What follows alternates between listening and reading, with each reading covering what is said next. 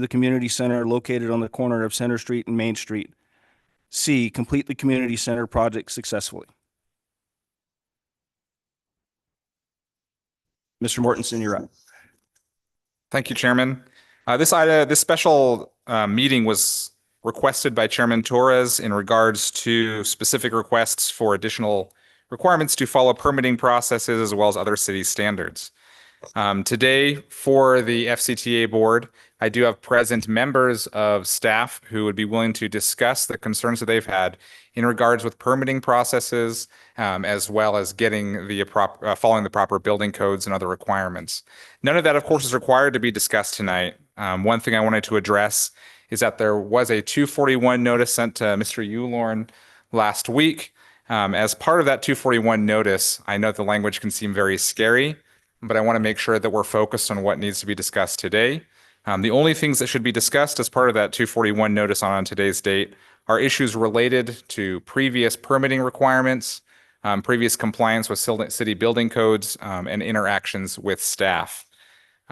We should not be discussing anything outside of those three items today in determining your subjects. This item comes as a follow-up to the last FCTA meeting where funds were distributed to different organizations, one of those organizations being the Fernley ACEs. Our Fernley Tourism and Authority Board resolution allows this board to put additional requirements, and this is under duties, subsection F, to take other actions as directed. This allows this board to put requirements on any sort of funds that are to be distributed. You have in front of you, you've already heard the 4 different items that have been discussed. This council can determine whether any of those or all of those are appropriate. If the board does decide to take action today, the motion would be to amend the previous FCTA grant of funds to the Fernley ACEs to put on the following requirements, and then lay out the requirements that you think are appropriate. If this council or this board takes no action on today's date, the FCTA funds will remain dispersed and will be dispersed without any special requirements. I want to add on to this as we discuss it today. You'll have the opportunity to hear from different members of staff if you so choose. Planning is here represented by Lisa Warner. She can discuss concerns that the planning department has in terms of getting permits, as well as the treatment of staff and the overstay of certain requirements. Additionally, Charity Burkle is present to discuss building department and the concerns that they've had in regards to the completion of the community center. Finally, the building department is here represented by Barry Williams. He can discuss the lack of permitting in certain events, as well as the inadequacy of certain permitting requirements that have been provided in the past.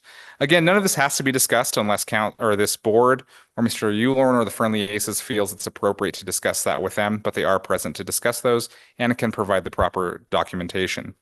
I would also add that the original resolution that sets up the FCTA board and then sets up its rules was originally passed in 2010. It includes absolutely no requirements in the original one requiring those who receive FCTA funds to get permits or to comply with city ordinances and codes. If the city council feels it's appropriate to amend that resolution, it has been 16 years, and they could choose to amend that resolution to require that all individuals who receive FCTA funds in the future would comply with all permitting requirements and all city ordinances and other requirements if this board feels that's appropriate. Are there any questions for me before I turn this over to the chair? Any questions from the board? Ms. Swanson? Councilman Loud joined the meeting at 4:09. Okay, thank you. You're welcome. Board member Loud, excuse me. Can you see my light? No, I don't have it. Oh. Mr. Bierski, go ahead.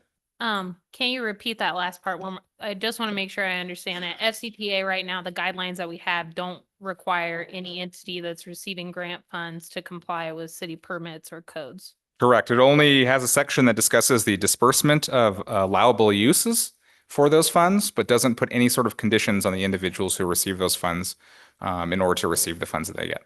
Okay, thank you. Any questions? Yes, thank you. I mean, in concern with reference to city ordinances and permitting requirements, would it be redundant if this board were to make that a requirement? I mean, it's a requirement within the city limits. It would be a requirement for those, or it's not a requirement for the disbursement of funds. So there is a hypothetical situation in which an organization requests funds from the FCTA. Those funds are granted as part of an FCTA grant. That organization does not pull the appropriate permits or follow the appropriate ordinances. They would still receive the funds for their event, even if that fund or that event was either held illegally or did not occur at all. Now, is there a process to finding that organization that does it illegally? There is no process that Okay. exists. Once the funds are to be dispersed, they are to be dispersed unless conditions are put on it by this board. By our code enforcement? There is no process by the code enforcement in terms of holding them accountable. It would Correct. not be to be able to get those funds back. There would be no method to do that. However, an organization that holds an event without a permit would be committing a misdemeanor offense at this time and would be in violation of code and could be charged for that. Okay, thank you.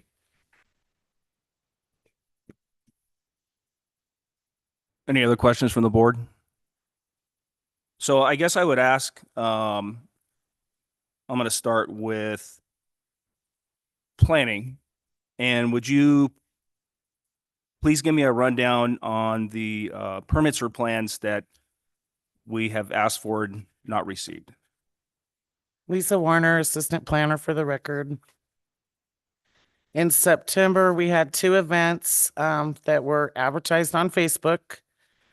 The Aces Backyard Beach Party Pop-Up and the Aces Building Walls for Haunted House. In the Facebook post, it looked like the public was invited, so they would need a temporary use permit because it's outside and the public was invited.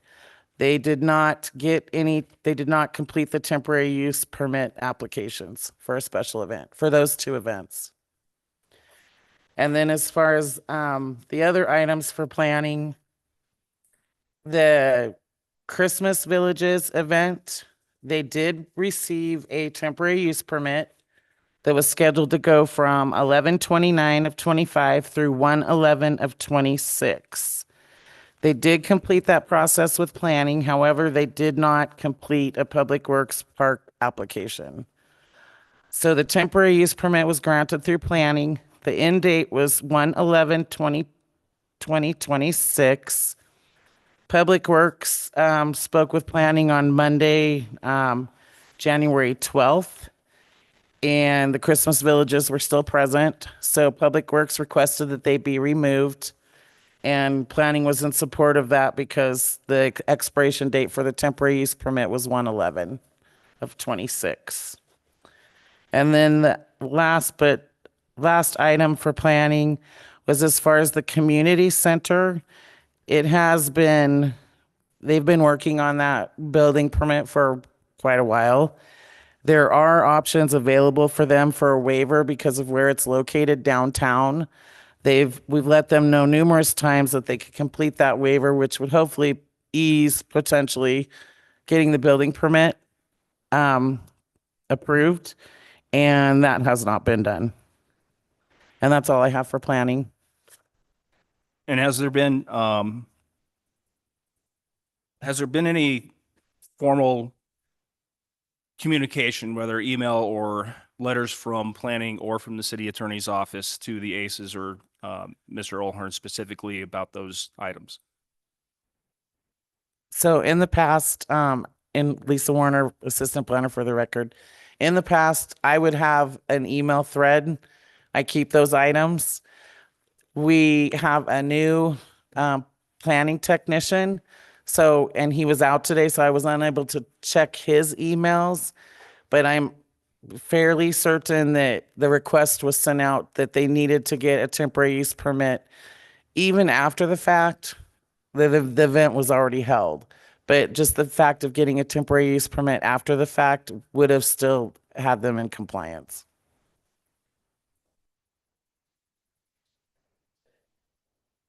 Okay, thank you. Any questions on the board? Mr. Hannon? Thank you, Chairman Torres. Thank you very much for that explanation. I have a question. When you see something on Facebook or when something is brought to our attention that's out of compliance, what is the process by which we deal with that? If planning sees something on Facebook, then Michelle, as planning director, has us reach out and let them know they need a temporary use permit. And then it's up to whoever's holding the event to get it or not get it. Because we have had several events that have been out of compliance late in 2025. Planning started working with Aaron, and we've developed a spreadsheet and we're working on a process to move forward. So once we have somebody that doesn't stay in compliance with their temporary use permit, we let the city attorney's office know, and then they will move forward from there. Okay, and this is maybe a question for Mr. Mortensen. Was there a letter sent that they were out of compliance? The city attorney's off, Aaron Mortson, city attorney, the city attorney's office did not send a letter in regards to non-compliance. Normally, the only time the city attorney's office is going to be involved is when we're looking at potential prosecution of the case criminally. Okay, thank you. Mr. Bierski? Do you know if there's a reason why our planning director and our associate planner are not attending this meeting that has to do with planning? Michelle requested to be out. She's been sick for all weekend and off the last couple days because she was ill. Temporary use permits are something that as an assistant planner that I handled as an assistant planner and also when I was at the front. So I've basically been taking care of the temporary use permits for almost 3.5 years. Okay. What requires a temporary use permit? Like, what's the guidelines? How many people is it? It has to be, it's in a commercial space or because it's outside? Because it was in the backyard of I just want to make sure that I understand the reasoning behind getting a temporary use permit if it's not going to be an event over a certain size. Lisa Warner, assistant planner for the record. We do have a flow chart, which I forgot to grab, but the primary ones is if it's outside taking place in a parking area that's going to take parking spaces from a business, if there's more than 50 people going to be there, and or if the public is invited. Those are the primary things that determine whether it needs a special event temporary use permit. Okay. Mr. Mendoza? Lisa, in regards to the walls that was posted on Facebook, the construction of the walls, was there a permit pulled for the actual haunted house event?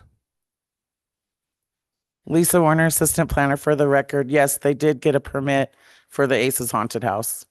And that wouldn't cover the construction of the event or the setup or breakdown of the event? The building of the walls wasn't actually part of the haunted house temporary use permit. The permit only requested to have the haunted house on the dates that were specified. Okay. And it sounds like there was 2 departments that needed to be contacted with that specific event. And it wasn't. It was planning and building. That one would have just been planning. Okay. What was the other event that had the 2 departments involved? That was for the Christmas villages. Okay. Oh, Because the parks. villages were put in the park, then they would need a public works park permit as well as a planning permit. And they're advised of that requirement when they come. You tell them they have an extra permit they need to go get Yes. to make this happen. Is there any inspections required once the Christmas village is set up when we're setting things up with electrical inside of a park? That's a public works question. Barry Williams, Public Works Director for the record. We do have park staff that monitors the setup and breakdown of any event inside of our parks. Okay, because I mean, for a carnival, and this question will probably be for Ms. Burkle.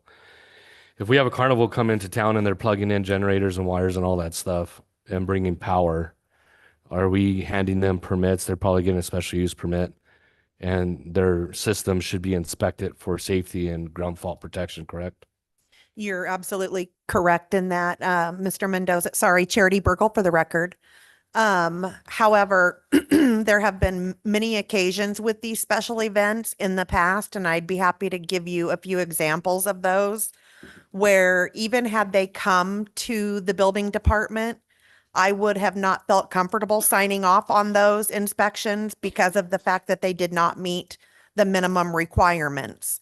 And so in speaking with past city manager or two, actually, it was determined that because of that, the building department, it might be better to not even include the building department in these special events. And I can give you a couple examples. They hosted a haunted house at our depot a few years back, couple years back. And because of the ADA and all of the things within that building, and I can't get into a substantial list on that because the list is vast.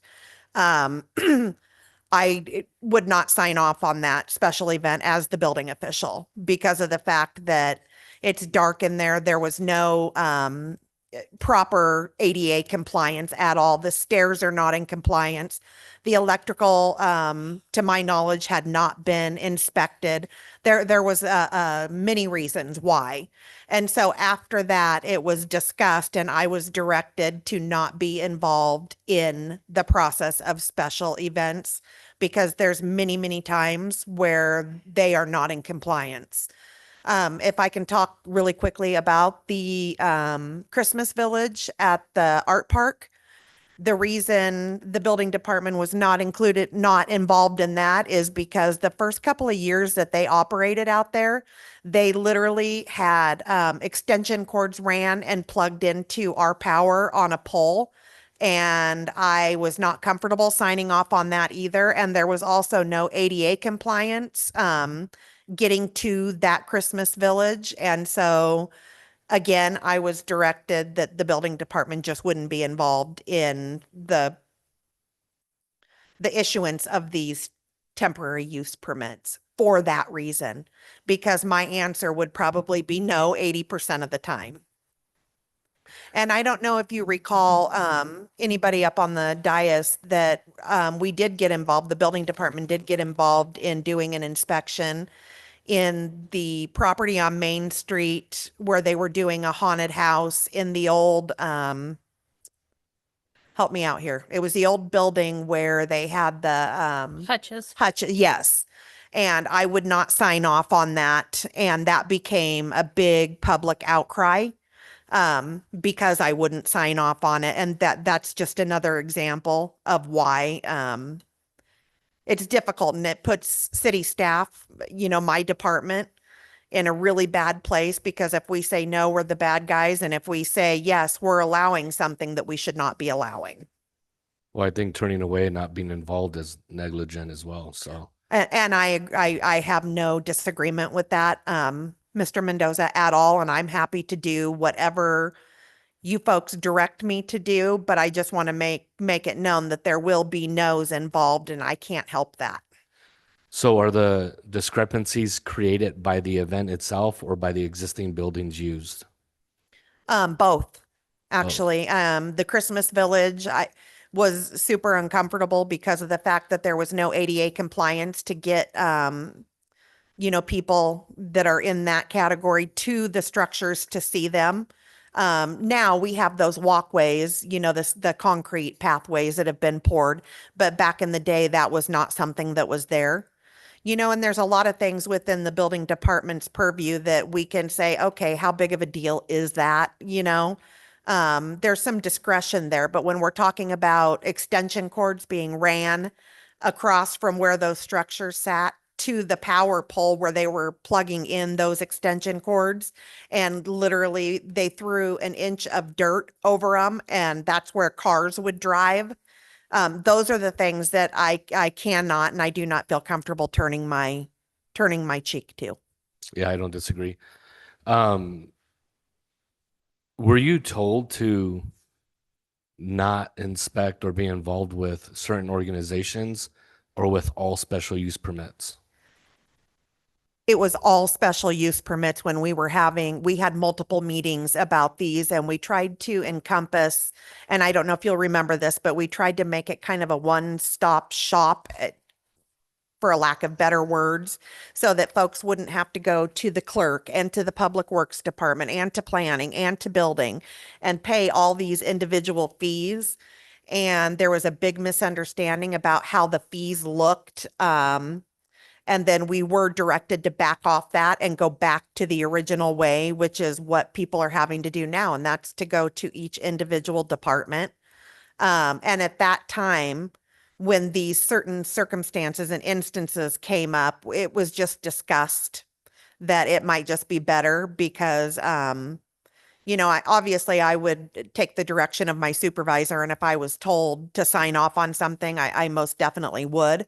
But at the same time too, when you're talking about life and safety things, it's a big liability for the city. Yes. So you don't go out and inspect the carnies? Not anymore. We have not in the last 2 years. That is unacceptable. Okay, thank you. You're welcome. Mr. Bierski, any questions for? Yes. Sorry, I'm gonna pull my light out so that you can see it better. Okay. I guess first for Miss Lisa. So was there an email sent out after you found out that there was walls being built for the haunted house that required a permit? Like, did somebody reach out to the ACEs or Dana and say, hey, you actually need a permit in order to build these walls back there and it doesn't cover? Lisa Warner, Assistant Planner for the record. I believe an email was sent or a phone call was made. You believe or? I don't have evidence of that. Like I said earlier, we just had a new planning technician start in September. And that email might have come directly from his email account, and he was out sick today, so I did not have access to see if he had something. Okay. So I don't have proof of that on my person. Do you have proof of any kind of communication that's been made to ACEs that says you're not in compliance, your permit's not up to code, you're missing XYZ? I have all kinds of emails that have been sent to ACEs for certain events where we see them on Facebook. We reach out, we say, don't forget, or this is a reminder, you need a temporary use permit. The most recent email came after the Christmas villages, which actually Public Works Sydney sent out because they were supposed to be removed by the 11th and they weren't removed. So Public Works reached out via email to say, how come these villages haven't been removed? And then Mr. Yulhorn wrote back, and then they did finally remove them, but it was later on in the week. I do have a copy of that email on my person. Okay.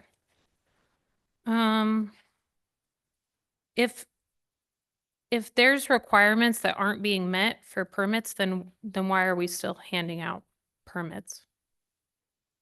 Lisa Warner for the record. When we're reviewing a temporary use permit, it gets reviewed by planning. We send it to engineering, we send it to Public Works, it goes out to the fire department, and then we ask for comments back. If there's any additional conditions that need to be placed on a temporary use permit, those conditions are placed on that permit. And then the permit is issued as long as they are in compliance with those conditions. Most of the time, there aren't any comments that come back. We get comments. It also goes out to the sheriff. Sorry, I forgot that part. If they're closing a road or something like that, then the sheriff department might have comments. If the fire department is concerned about fire access in and out of where the event's being held, they might have additional comments. Those comments are then taken to the applicant for the temporary use permit, and those are written into the temporary use permit, and they need to be in compliance with those. But they're still granted the permit before we know if they're in compliance or not. Usually when there's like a road closure or the fire department's concerned that they're meeting with the fire marshal prior to, we have to have that approval that the fire marshal is saying, yes, that's a good event. We're fine with their site plan. So we send out for comments.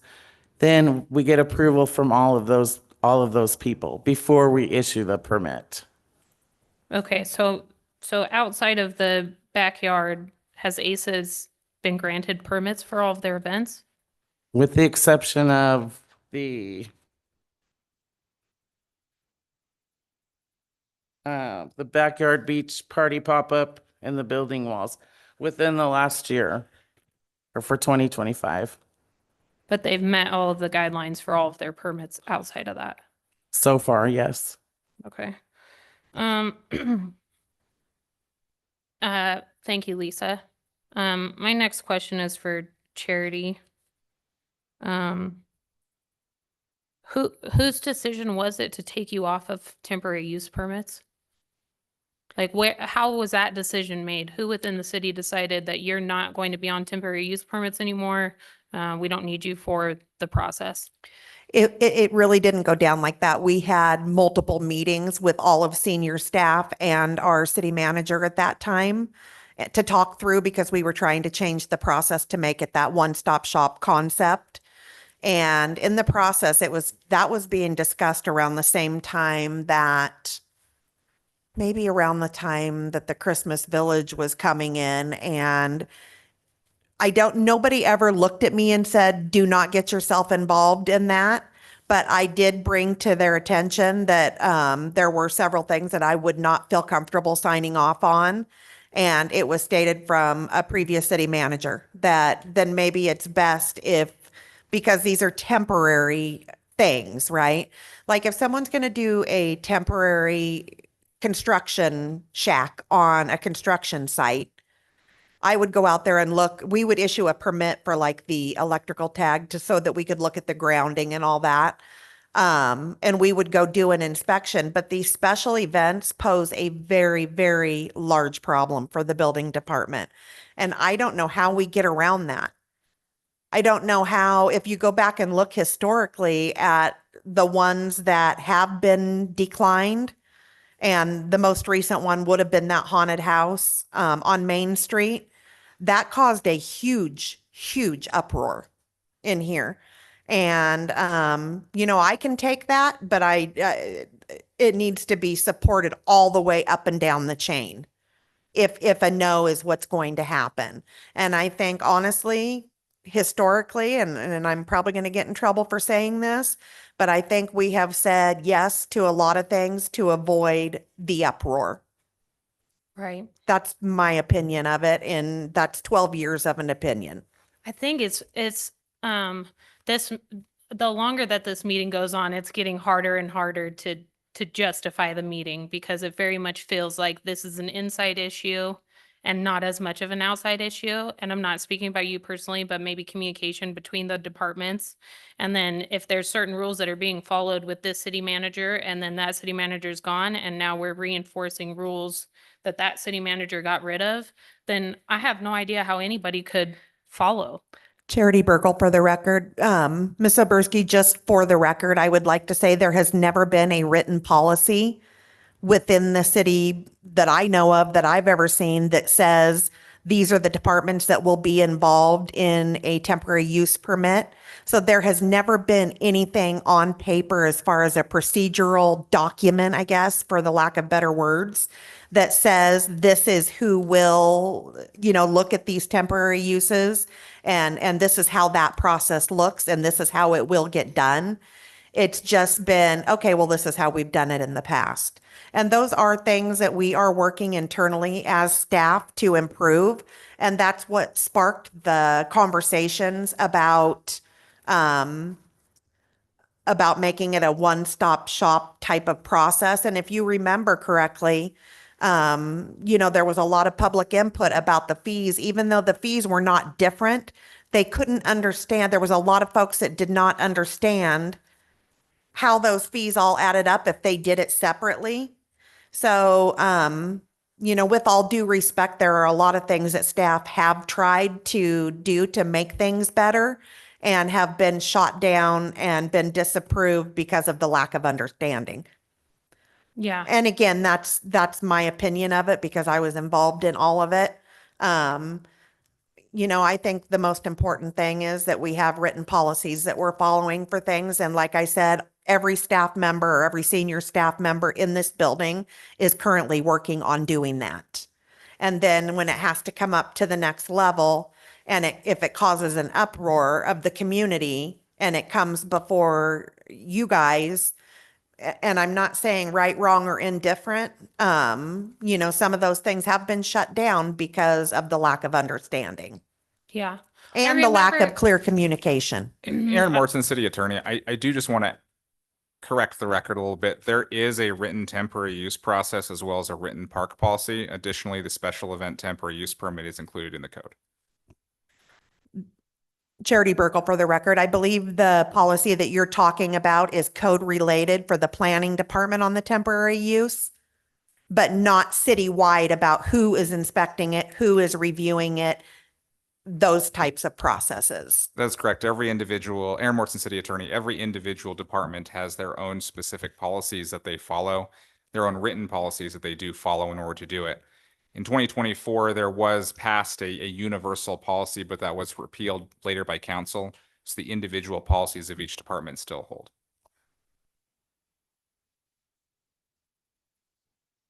And so with that, Mr. Mortensen is correct, but with that, there is no written policy, or at least in the building department, for, how that would look. And honestly, if it's a temporary use permit, it should be a policy for every person involved in that whole process. And unfortunately, in that situation, it does include several different departments and organizations, even outside of the city.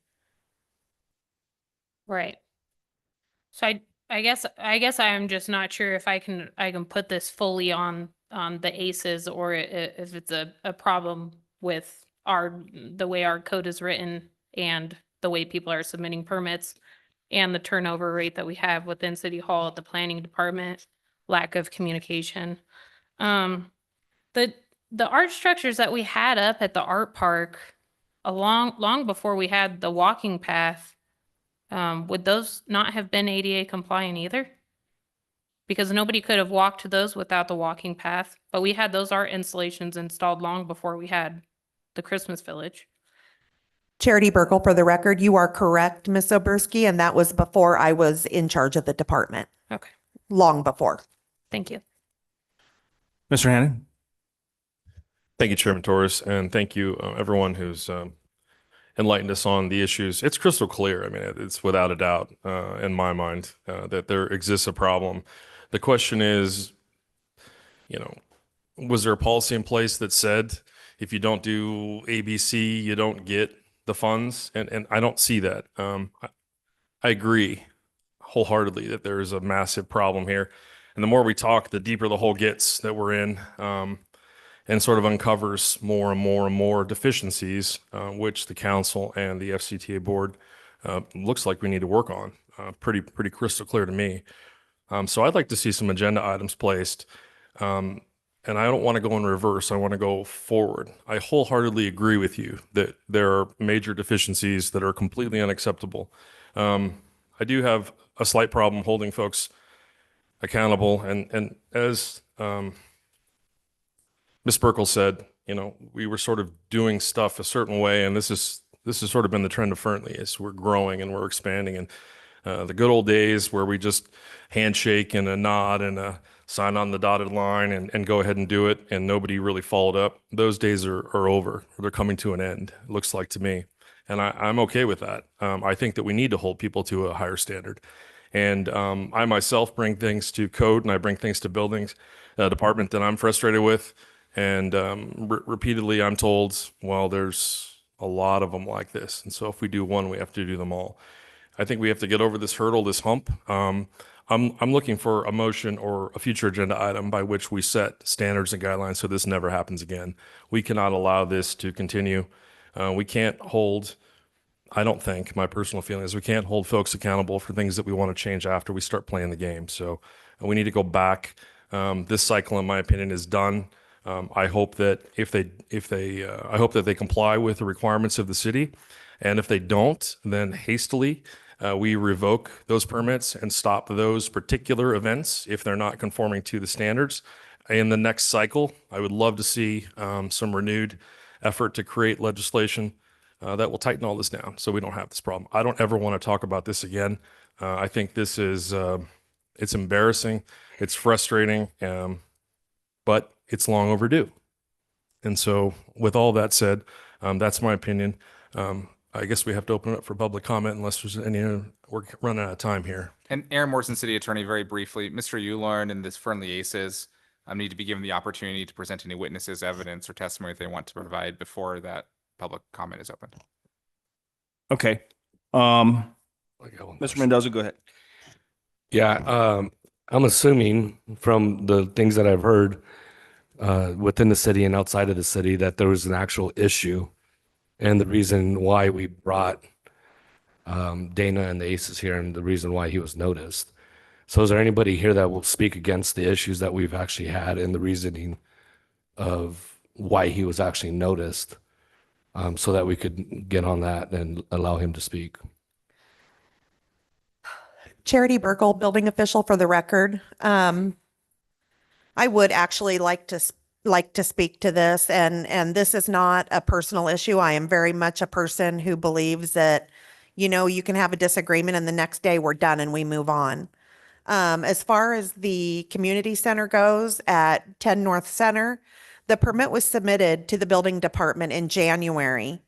I believe it was January 5th or 6th off the top of my head. And my comments went back out to Mr. Uhlhorn and the design team around 8 days later.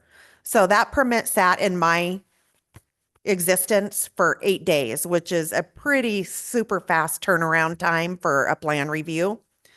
With that plan review, I didn't number my comments, but I do have them here if you would like to take a look at these. They were very extensive. In addition to that, and when I say we, I mean the development team, so everybody who is a part of the development team had multiple meetings with Mr. Uhlhorn regarding this project after that fire occurred at 10 North Center Street. I advised him on multiple occasions, and I want you to understand that I understand money. I've had tight places in my life where I've had to be careful with what I spend. But when you're dealing with a commercial structure, it is much different than dealing with a residential home. There are all kinds of standards and requirements for a commercial structure that may not be required for a residential home. So my advice in the meetings we had prior to permits ever being submitted was to hire a professional engineer or architect that was capable and qualified to run this project for him, because we can't in the building department or any other department expect a person that's a real estate agent, and no disrespect, Dana, I don't know what else he does, but there's no reason that you could expect somebody to know what those requirements are. And that's why we hire a professional individual to do that. He disregarded that and hired somebody who was not qualified to do the plans. And hence that's why the plan review was so extensive. And to be quite honest, I stopped where I did with the plan review because I would have never been done. Anyway, his comments and return back to us, even though I had multiple times told him about the code change from the 18 to the 24, those corrections did not come in until a week and a half before January 1st, which is when the drop dead date was for updating codes to the 2024 cycle. I did that because I understand where he's coming from and I didn't want to put undue financial strain on him. But in the process, there was some other things that were going to be required from other departments.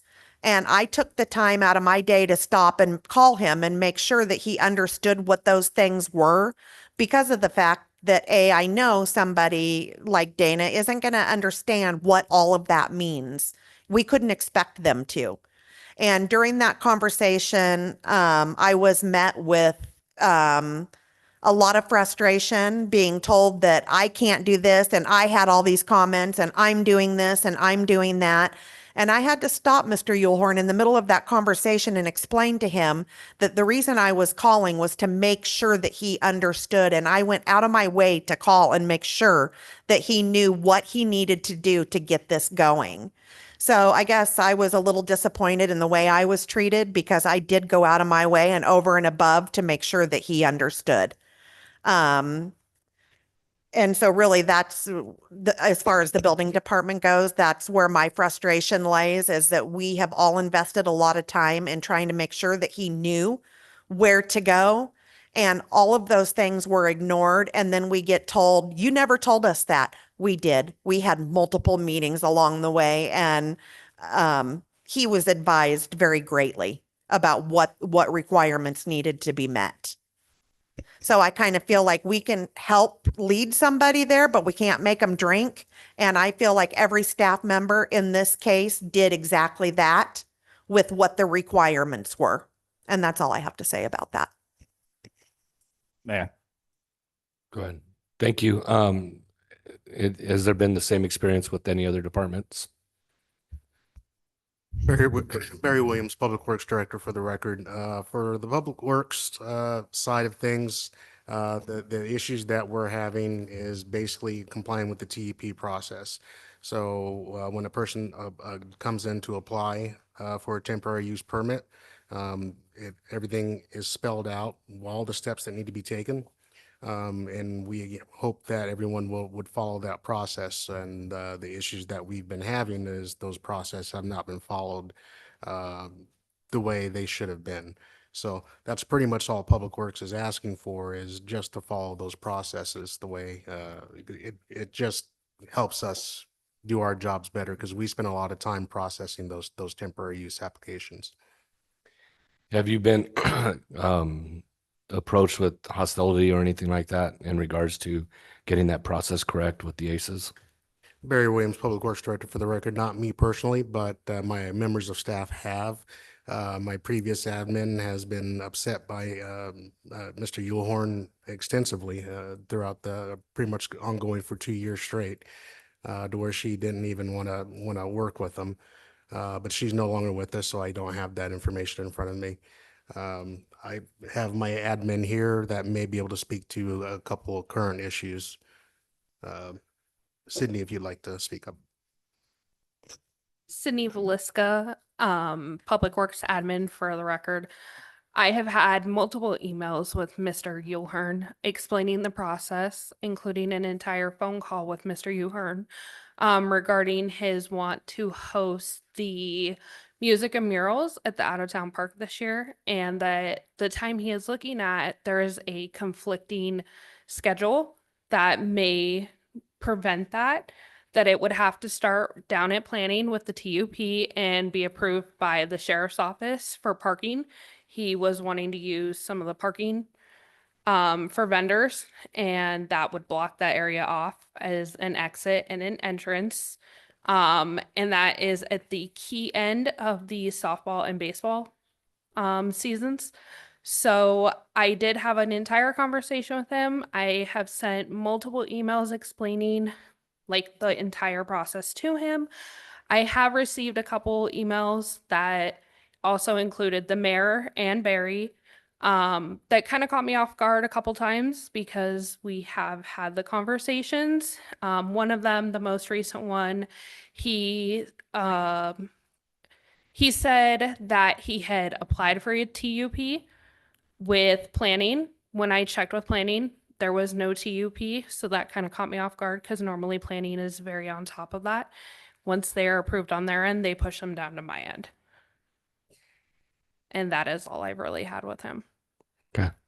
Barry Williams, Public Works Director for the record, as far as the correspondence that Ms. Velisca spoke about, that was forwarded over to our city attorney's office so that it is available for review. So the communications was hostile enough for it to be sent over to the city attorney's office? Is that how I'm reading that or hearing? It got to the point to where we needed a little bit of intervention to figure out what we can and can't do. So Yeah, because like city attorney's office's last ditch effort to get somebody to comply, right? that's correct. So that's two departments. Is there any more here? Braylon Burkle, engineering admin for the record. Friday the 16th between 12 p.m. and 1 p.m., Mr. Yulhorn came in to drop off plans for the planning department. So there was no one up front for planning, so I walked around to the other planning offices to grab someone for him. Everyone else was in a meeting, so I went up to tell him, no, right now there's nobody available. And then he tossed the plans that he had over the counter, and I caught him over the glass up at the counter, and I caught him as I was trying to ask him to come back at a later time in the day so somebody could help him, because I'm engineering. I don't know what planning needs. I don't know what they're expecting of him, so I didn't want to get in the middle and mess up anything that they had going on. So this is more than just what I'm hearing, and Dana will have a chance to talk, but this is more than having Dana come up here and be noticed about the discrepancies the city has that we do need to fix and we will fix. This is more of an issue of how our staff is being treated by one individual. Do I hear that, or am I the only one that hears that? Correct. So I'd like to have Dana come up and explain himself, and I mean, we're not going to, I just come up since we've had a lot to talk about. Yes. So before you get started, the couple of things I want to say, I'm letting the rest of the board speak. It's my goal on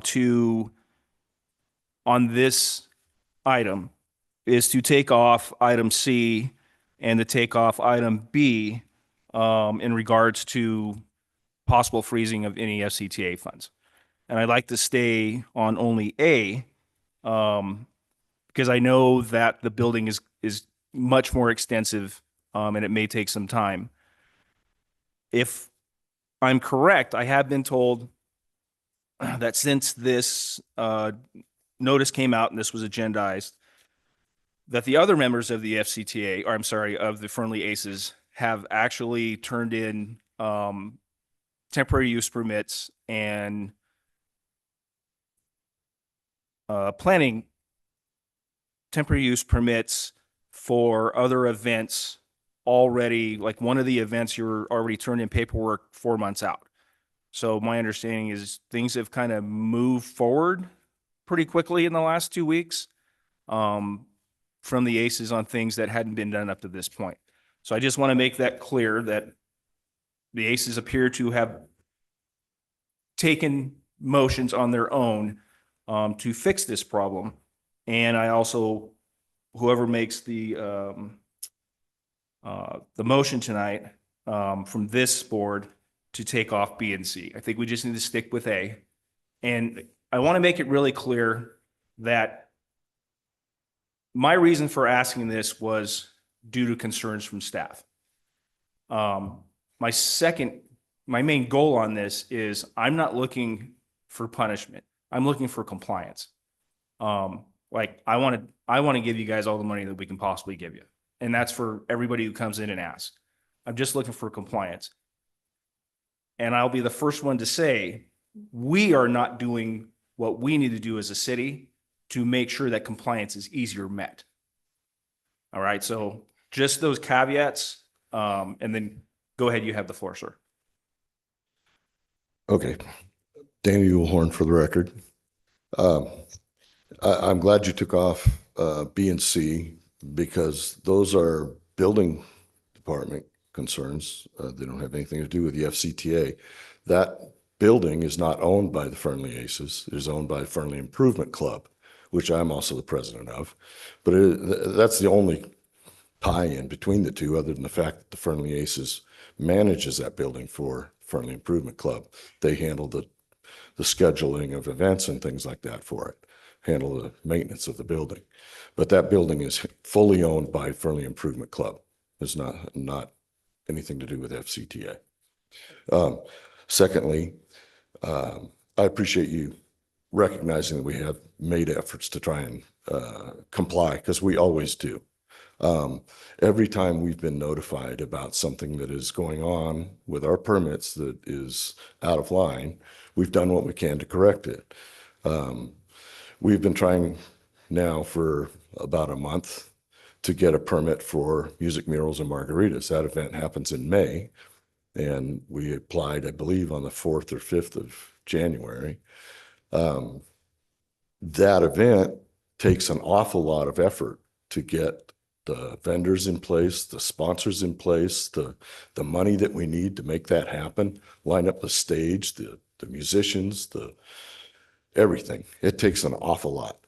So by us not being able to get the permit in time, we can't get it to happen. So we have been asking recently to get that permit, and we've been stalled. I do have the only time that anybody said we need anything else was they asked me to get a current copy of our insurance, which I did the next day. So I apologize if anybody here, anybody of the staff feels that I've been rude or obnoxious. I am, as Charity mentioned, frustrated. I'm frustrated with the whole system. I am not the contractor on the Arts Center. I have a contractor. I have an engineer. I have an architect. But they communicate with me, and I'm supposed to take care of it. I am doing my best, but those are the people they should be talking to and telling them, you need this, you need that. They should know what it is. They're in that field. And if they're not, then they should tell me, hey, we need to hire another guy to do this. I don't know that that is necessary until I'm told that. Now, they did tell me that we needed a PIP, which I had no idea what that was. And then they said, you need to have the outtake for the sprinkler system engineered. So we did. Within 2 weeks, I had it engineered. That I'm not trying to not comply to anything that this board or anything in the city has asked me to do. So I just want to set the record straight in that department. We're not trying to get away with anything. Okay. We do an awful lot of events, We probably do 10 events a year, and we have to get permits for a lot of them. So when we do something like the beach party in our backyard at the office of my ACES and the Fernley Improvement Club and my real estate office, when we do something there that we don't think is going to draw a crowd of more than 50, and it's in our backyard, and it's not going to have a parking problem, it's not going to affect the city in one way or another, then we don't realize that we need a permit. And so we didn't get one. So I just don't understand, we're doing stuff that we think is a benefit to this city. And I just feel like at times the city is fighting us, and we just like to do the things that are good for this city. So that's basically all I have to say. The girls can talk some more. Well, I drafted, Sky Long, Vice President.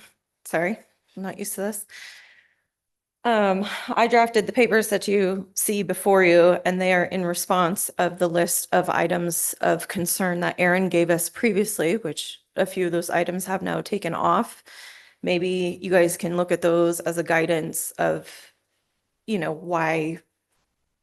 why certain things were done. We're not trying to skirt any responsibility. And from here forward, internally, we've discussed how to do permitting, and there will at least be 2 contacts. Dana will not be the only person of contact on the permits in the future.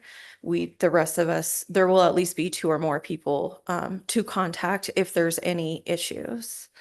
And there's a couple of items that were mentioned that I have never heard of before, especially concerning the haunted house. As you guys all know, that is my baby. And most haunted houses are not ADA compliant. They're like fire compliant.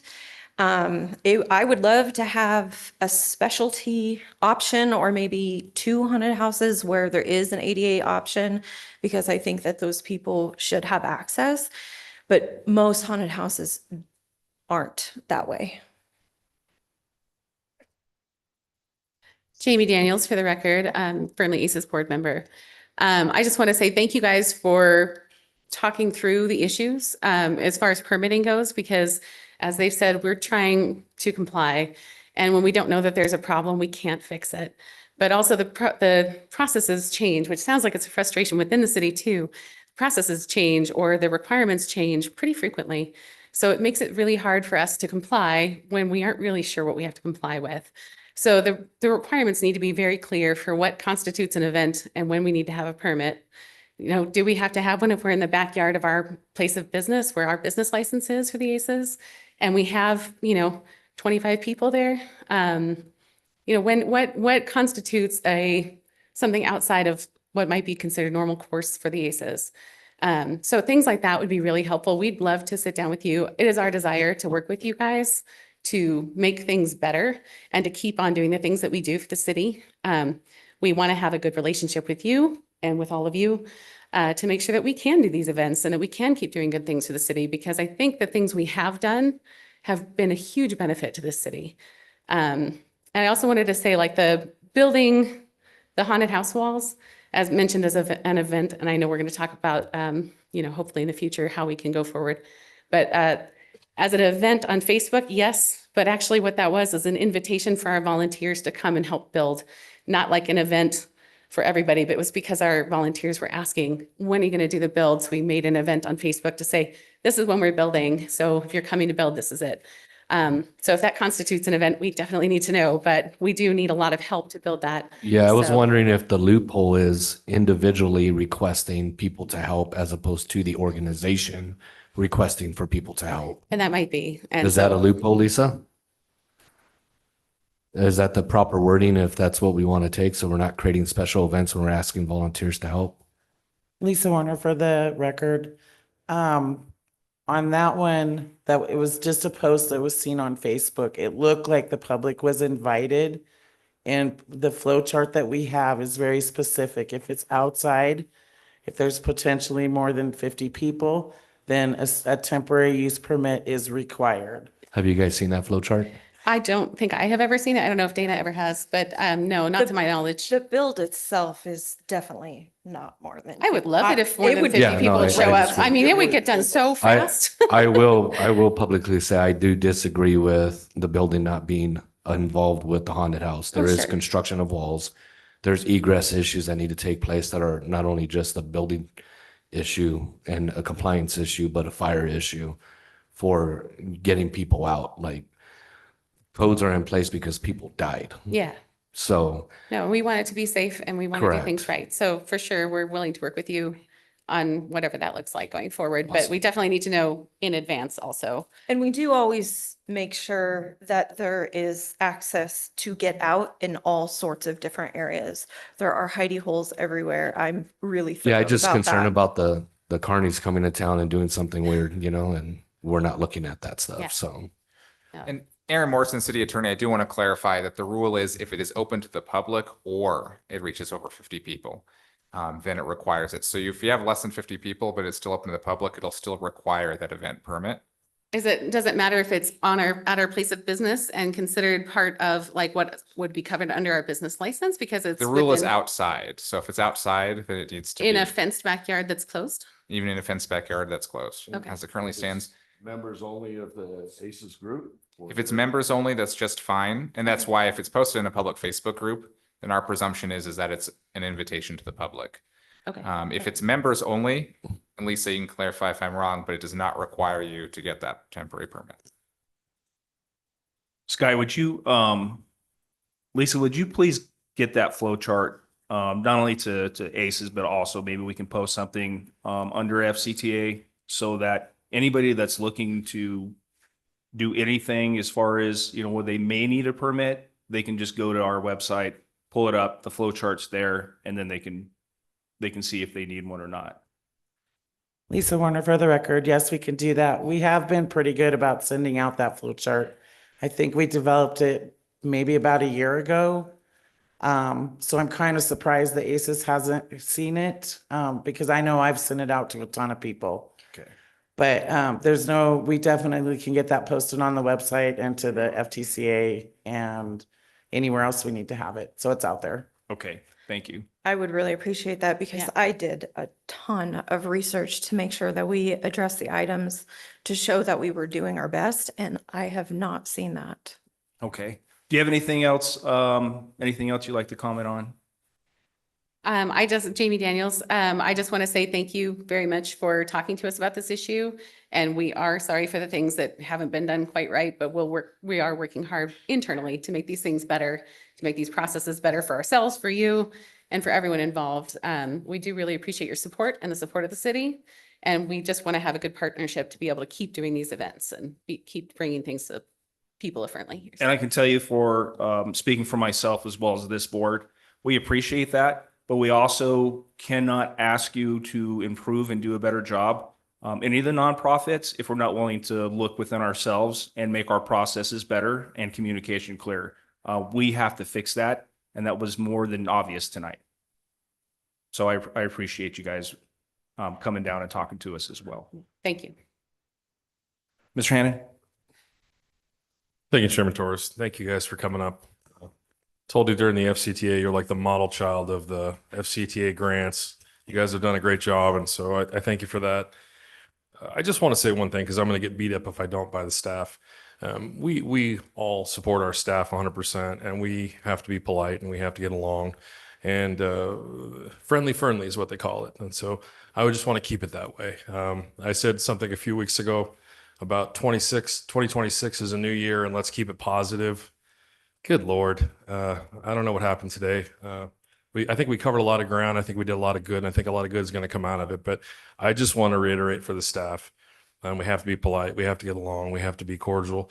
We've had a history there has been a history of developers and people that lived here for a long time treating staff negatively, and that will not be tolerated. So in the future, if this comes up, we hope that it's not connected to ACEs, which we hope that it's a separate issue that can be handled through the city attorney's office or another venue. There are policies in place for that, and I would encourage staff to follow those policies if they feel that they're being mistreated.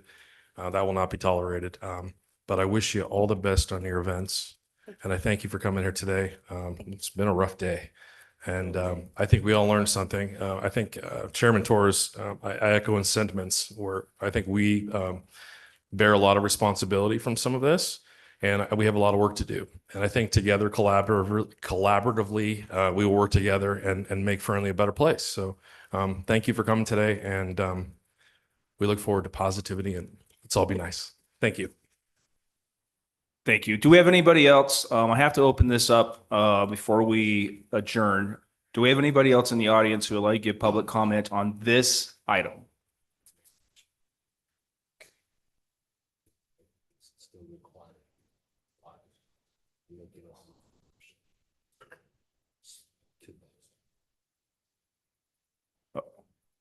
Okay, seeing none, I'm gonna, Mr. Mendoza, would you like to make a motion? Yeah, I'm kind of drafting it. And then I'm gonna have a question for the city attorney real quick.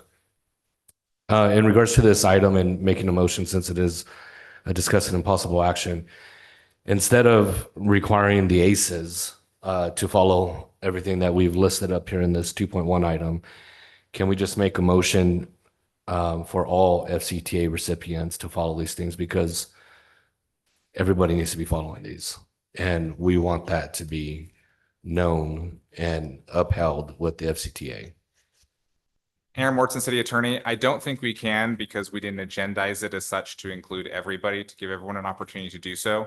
My recommendation, if you think that's appropriate, is as City Council forward to the clerk's office a future agenda item to amend the resolution attached to the FCTA to include that requirement in the future for everybody.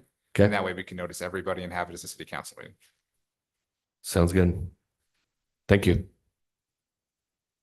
Chairman Torres. Go ahead, Mr. Hannon. Can we add on there? I just want to have a discussion about the agenda topic, and I hope we add all of the requirements. It's fire, state, city, county, any requirements within the state of Nevada be followed by all recipients, and that be on a future agenda item, so that we cover all of our bases, not just city code. And can we, on that item, can we also ask for for the FCTA as a board, along with this city attorney's office, a review of our, I'm drawing a blank, it's been a long day, with our bylaws as well? Future agenda. Aaron Mortson, City Attorney. Absolutely, I can do that. I can look through the bylaws as well and see if there's any update that we want to make.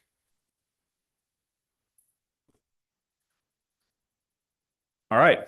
I thank everybody, thank all the staff, thank you for all attending, Mr. Orhorn, Aces, and everybody in support. Let's move on to bigger and better things and have a great night if you're not staying for the city council meeting. I did. They said nobody got up. Do I have anybody online? Okay. We are adjourned.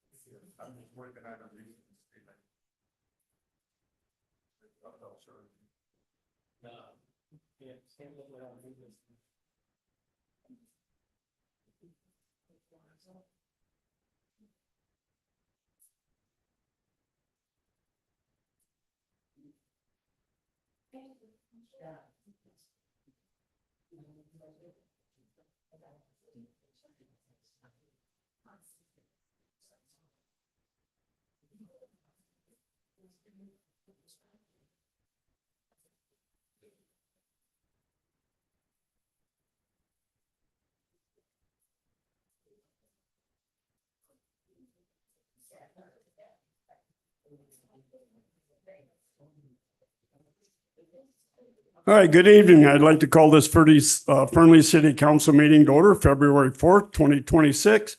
If you need hearing devices, we have some up front. Please see Ms. Swanson. To avoid meeting disruption, please place cell phones in the silent mode or turn them off during the meeting. All meetings are recorded. When addressing council, please sign in, state your name, and speak clearly into the microphone.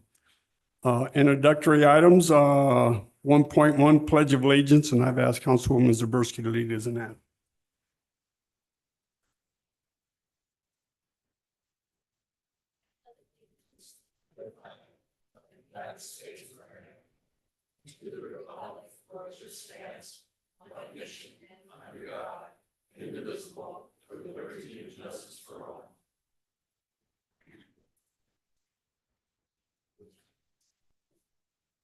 All right, thank you. 1.2 roll call.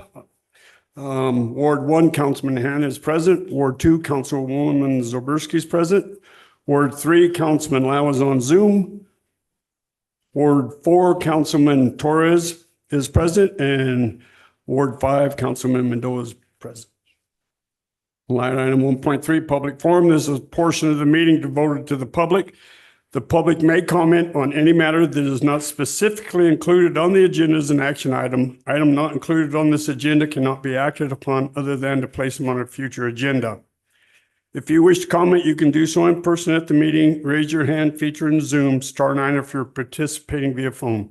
Public comments are limited to 3 minutes. Please avoid repetition. The mayor may, at his discretion, hold comments until the second public forum at the end of the meeting. Public comments submitted prior to 4 p.m. the day of the meeting will be provided to City Council and added to the record, but will not be read during a live meeting. Any public input received after 4 p.m. the day of the meeting will be included in the record, but may not reach council members before action is taken. Is there any public input at this time?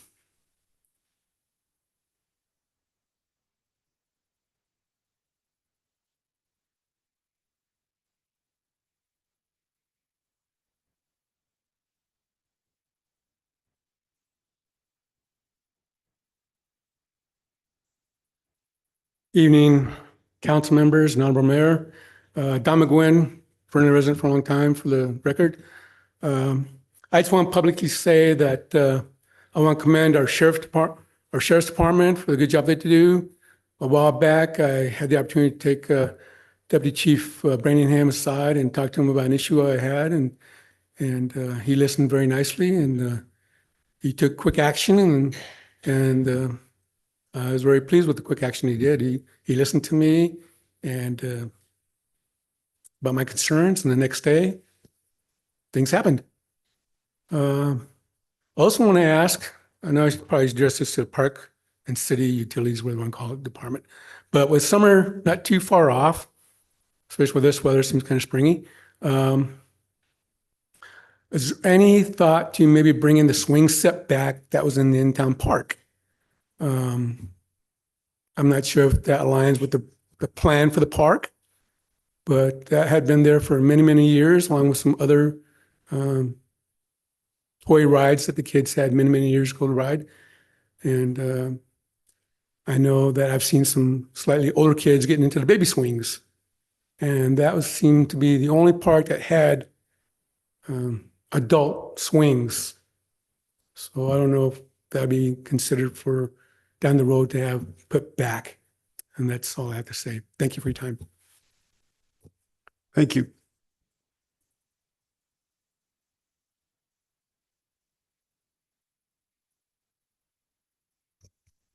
Tammy Dittman for the record.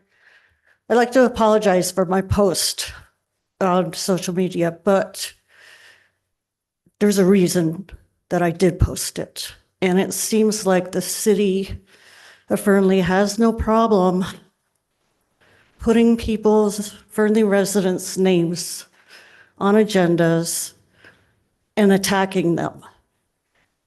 And then I also had a problem with mental competence. As somebody with depression, seeing that a city council can judge somebody's mental competence really set me off. So the city needs to stop attacking Fernley residents on agendas. And that's it. So Thank you.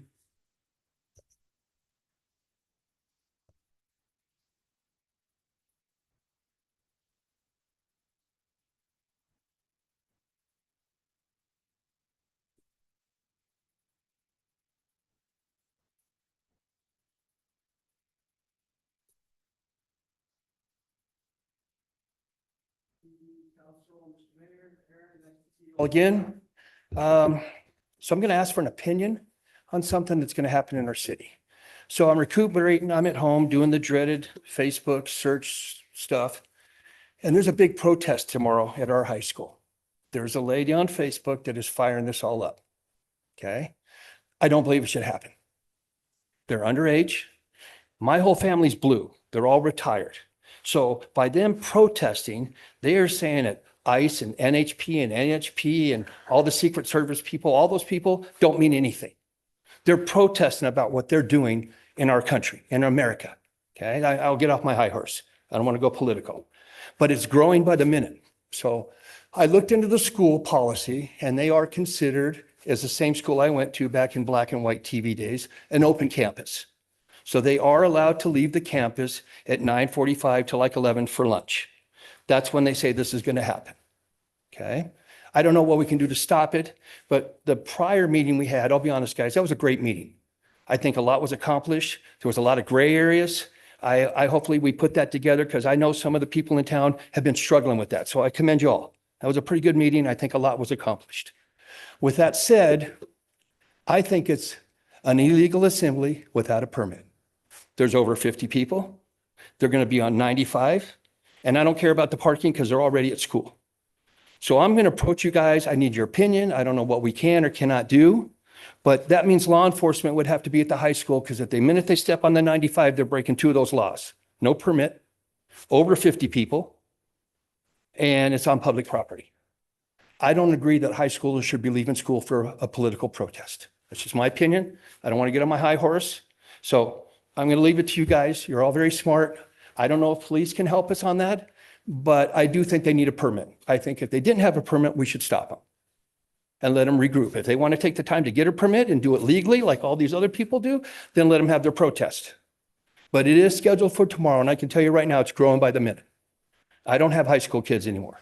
The lady that's doing this protest does not have high school kids. She's not a parent here in Fernley. She's just putting the fire underneath them. So I appreciate you guys. You did a great job. I'm just throwing it out to see what we can do, but it is scheduled tomorrow at 9:55 out of our high school kids. Thank you, guys. Have a great night. I appreciate it. It's Friday. Friday? Oh, I'm sorry, guys. Friday. But at the same time, 9:55. And I really, after hearing what we did here, I really would push the no permit if we could stop them or slow them down or make them go get a permit. I just don't agree with what they're doing. Thank you, guys. I appreciate it. Thank you.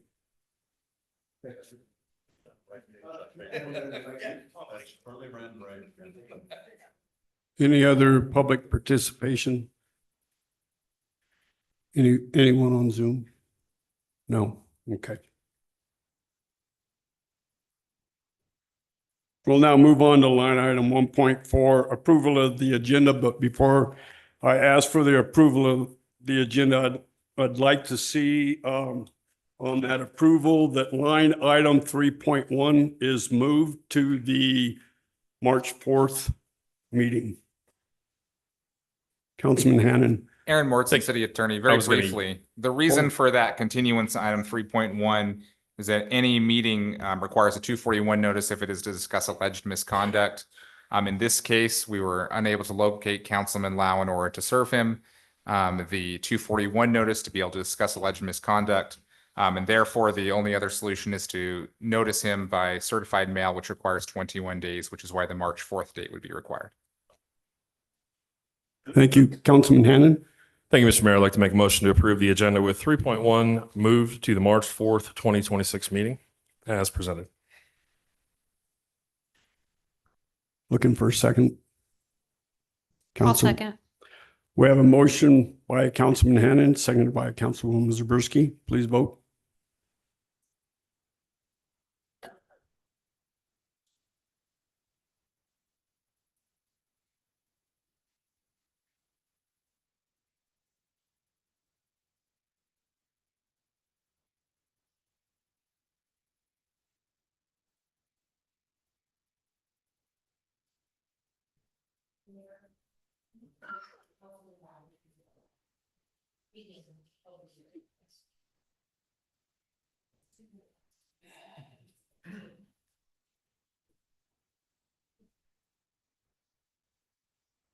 Motion carries 5-0. Looking for a motion to approve the consent agenda. Councilman Hannan. Thank you, Mr. Mayor. I make a motion to approve the consent agenda as presented. Looking for a second. I'll second. We have a motion by Councilman Hannan, second by Councilwoman Zabriskie. Please vote.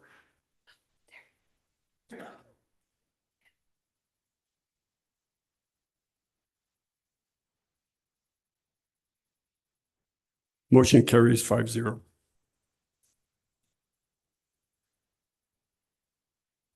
Line item 3 have been moved to March 4th. So we will go to line item 4, reports. This is items for various public entity representatives to provide general information to the council and public. No action will be taken. Chief Deputy Branningham. Before you give your report, I'm sorry. Let's back up a little bit. Ms. Swanson, would you please read the business licenses? Yes, sir. Tonight we have Enterprise Leasing Company, Automotive Sales, MJB Electric, Electrical Contractor,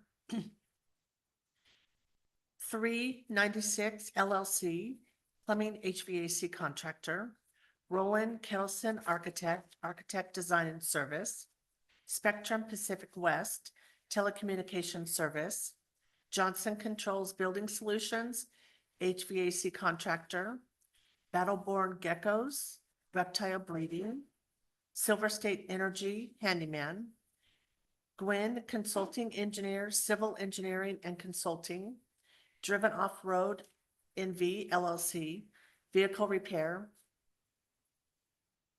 JNTC Vending Machines, Fernley Newlands LLC, Commercial Landlord and Property Management, Heart and Soul Builders LLC, Carpentry Maintenance and Minor Repairs, Deadeye Dirt Works, General Engineering Contractor, and Healing Heathens Hobby Crafter. Okay, thank you. Now, Chief Deputy, thank you. Chief Deputy Mitch Branningham, with the Lyon County Sheriff's Office. Good evening, Council, Mr. Mayor, Deputy City Mayor or Manager. Thank you for having me this evening. I'm going to be very, very brief. My comments this evening. It's been a long night already, and it looks like a long agenda ahead of us. I wanted to address the protests that Mr. Moore was speaking about. He did me a favor and kind of laid out the groundwork of what's going on. So we did get word of some protests at Fernley High School on Friday. Our SROs are monitoring that situation.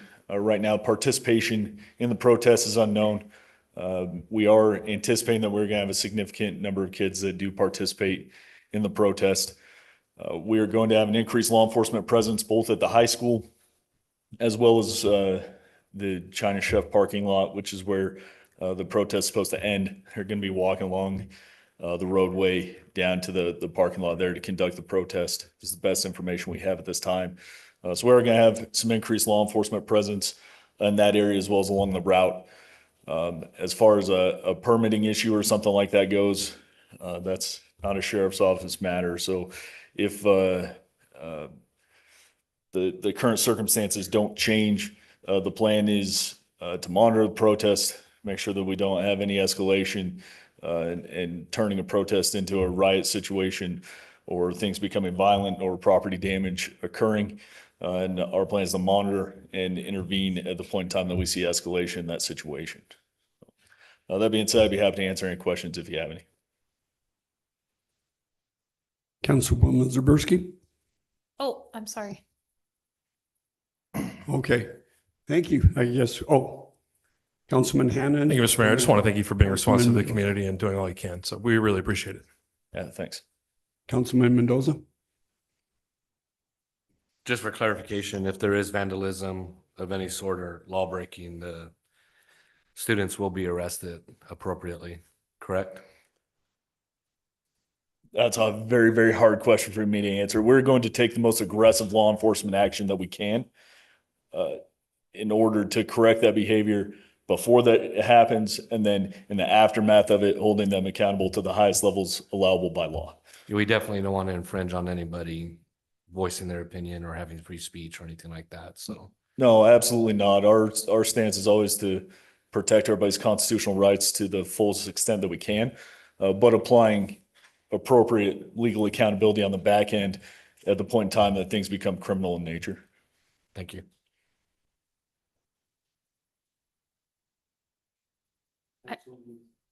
Councilwoman Zaberski?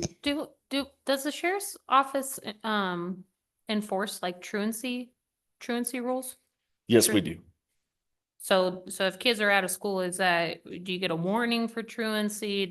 Are the parents notified? So the truancy in and of itself, it doesn't fall under the criminal statutes or even the status offense statutes. Habitual truancy does. And so there's a process that has to be followed in terms of that. And we work hand in hand with the school to make sure that we're meeting both the legal guidelines as well as the policies of the school when we have to force and effect truancy. Thank you. Yep. All right, thank you. Thanks. I see we have Lyon County Commissioner Jacobson here. Do you have anything to report? Nope, he's good. Okay. Acting City Manager, City of Altic. Good evening. I have nothing to report tonight. Okay. Councilman Mendoza? I also have nothing. Councilman Torres? Thank you, Mr. Mayor.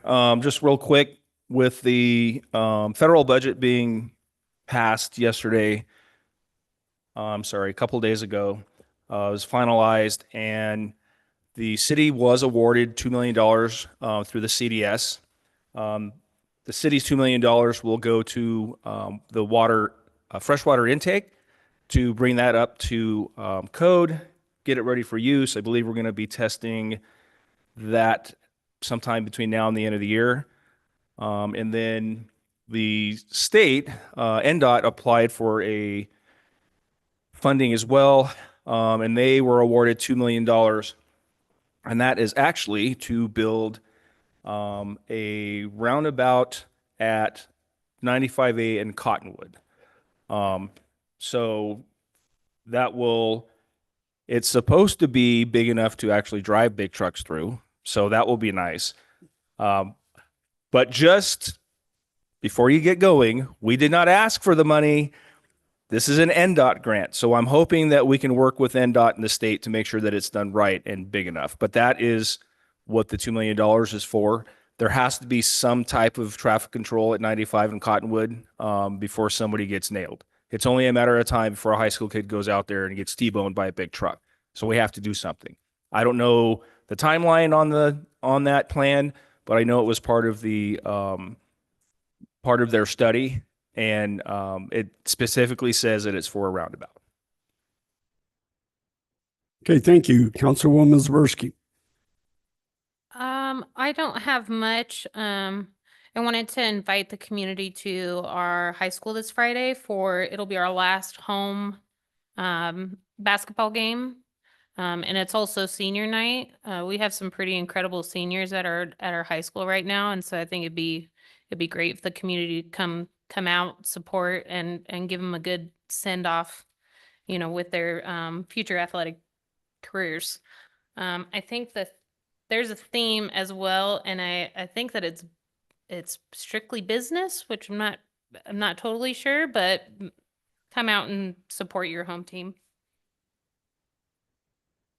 Thank you, Councilman Hannan. Thank you, Mr. Mayor. Good evening, everyone. Just want to report, a couple weeks ago, I was a guest speaker at the Fernley Rotary, and there is apparently a second Rotary, a Northern Nevada Rotary, and I was invited last week to speak to them, and we spent 4.5 hours at a round table having a discussion about Fernley, and they shared their ideas about helping the community, and we've got them in contact with the Chamber of Commerce, who's also going to sort of, I think, try to get these guys to all partner up. So that was very exciting to hear, and it's always good to see people stepping forward in our community and trying to make Fernley a better place to live, work, and play. Thank you.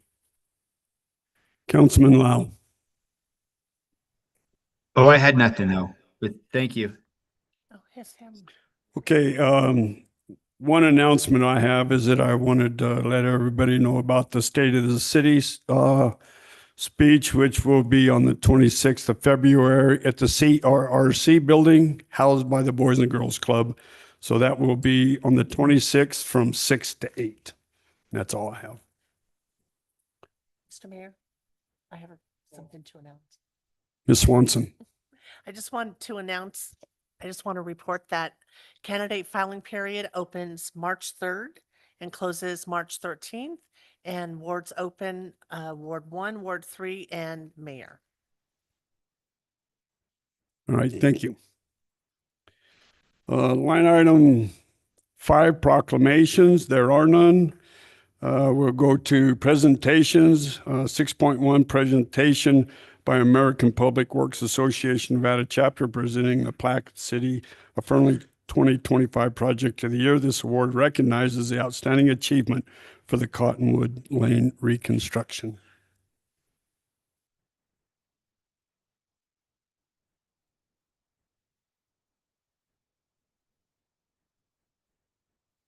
At the last American Public Works Association conference, I had the opportunity to nominate the recent reconstruction we had on Cottonwood for the 5 to 10 million rural APWA project of the year 2025.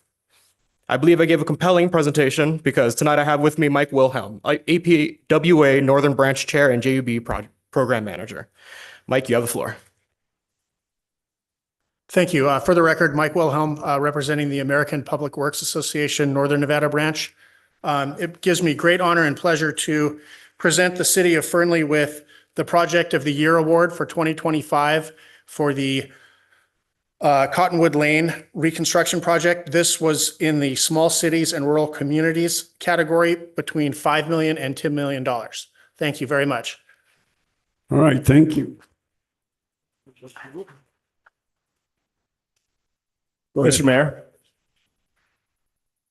Go ahead, Councilman Torres.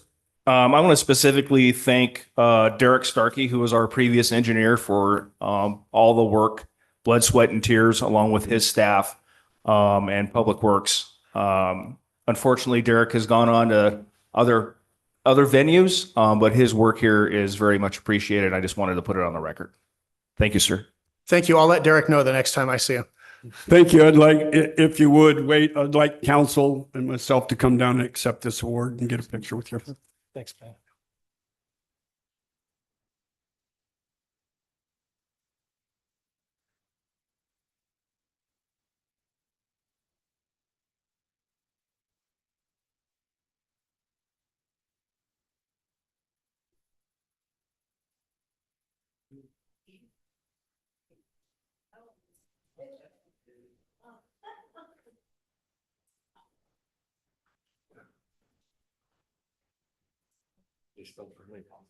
I wasn't in charge of the. I'll make sure it gets fixed. Thank you very much. There's three of them in here. I don't know what the city wants to do, where they want to locate them all. So I'll just leave them with you or with Ben. Okay, yeah, let's, Those are for RTC. Those are for you to hand to them. I don't think those are for us. You guys get one of them. Oh. Is one of them ours? Just For one of them? that says Cottonwood and Fernley on it. Absolutely. That No, one's that was 100% ours, but yours. the other two are RTC. Okay. So there's only one for the city of Fernley. that's all right. I have those other ones Okay. too as well. All right. Thank you. All right. Thank you very much. You're welcome. Thanks. Thank you very Thanks for having me tonight. Thank you, sir. Thank you very much. Thanks a lot.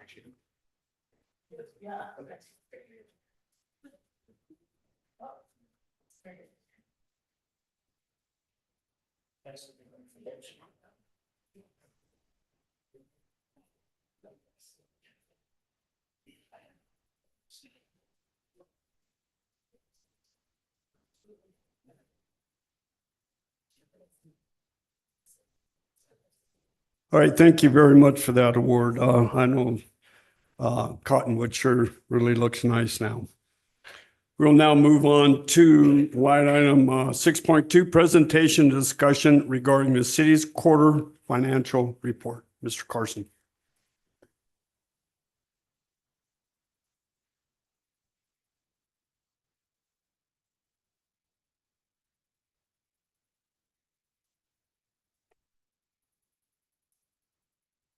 All right. Good evening, Mr. Mayor, members of council. Robert Carson, City Treasurer for the record. And we're here tonight to discuss halfway through the fiscal year where we stand financially. These numbers are unaudited.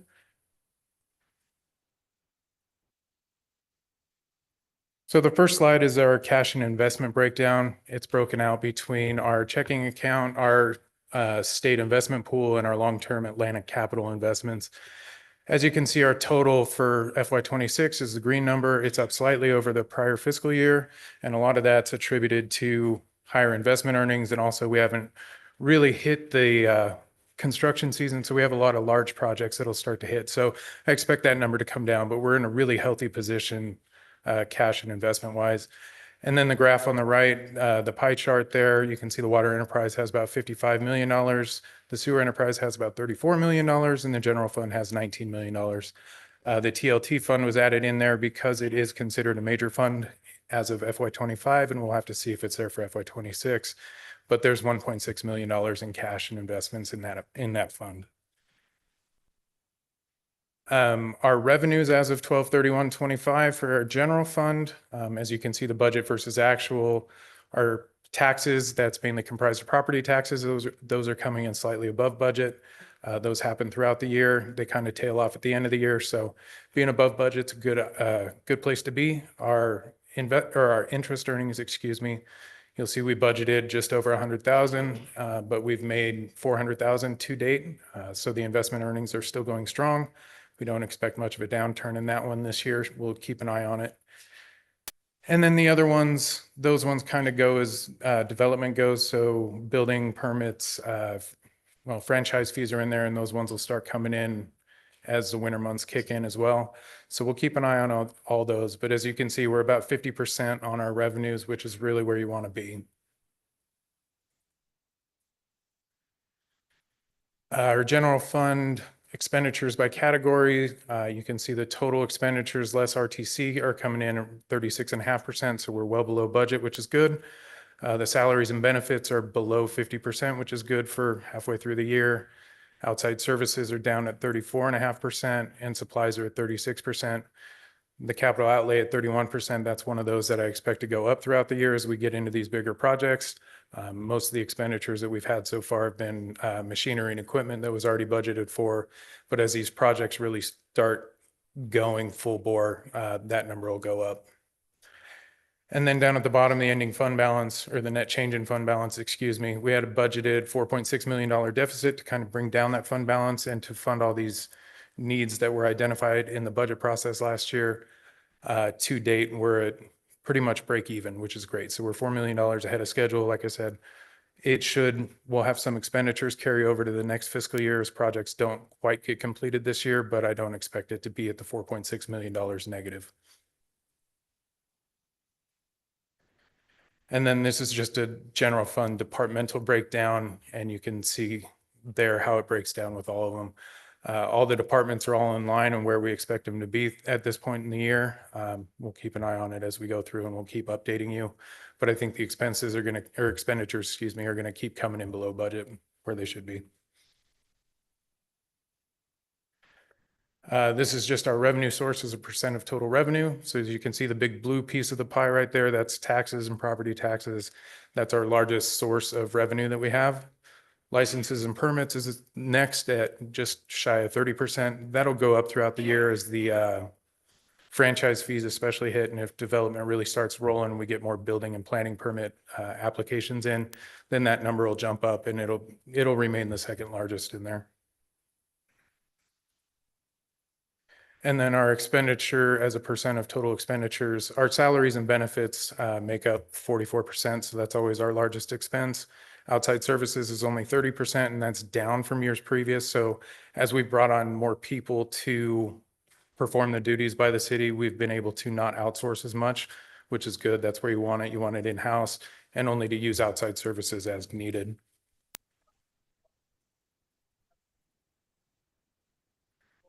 This is the general fund less the RTC funds. We had budgeted $13.2 million in revenues and $17 million in expenses or expenditures. And as you can see, the actuals on the right, they're pretty even. So everything's looking good so far. And then this is with the RTC fund included, same thing, because the RTC is reimbursable. Sometimes the expenses or the expenditures hit before the revenue gets reimbursed, but it hasn't been a large amount of money so far because we haven't really hit the ground running on those projects just yet.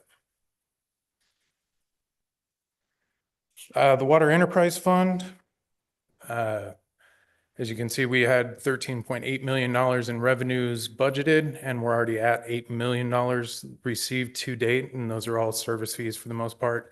The capital contributions, those come in as people hook into the water system, and we finish other projects.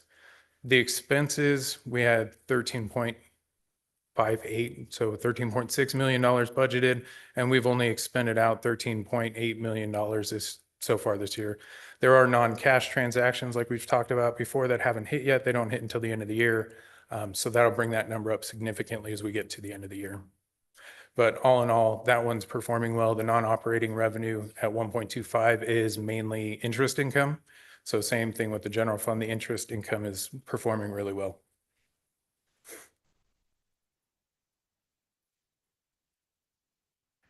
And then just a graph of where we're at. So we had a slight surplus budgeted. As you can see, year to date, we're $4.5 million above or in the positive for this fund, which is a good start. The expenses in this fund will jump up towards the end of the year, but as of right now, we're in a really good spot with it. And the water capital expenses, this again is the same thing. We had these projects budgeted for the year. We've started some of them. The other ones are really getting going. We just haven't hit the real meat of the construction season, or the planning is still getting finalized on it.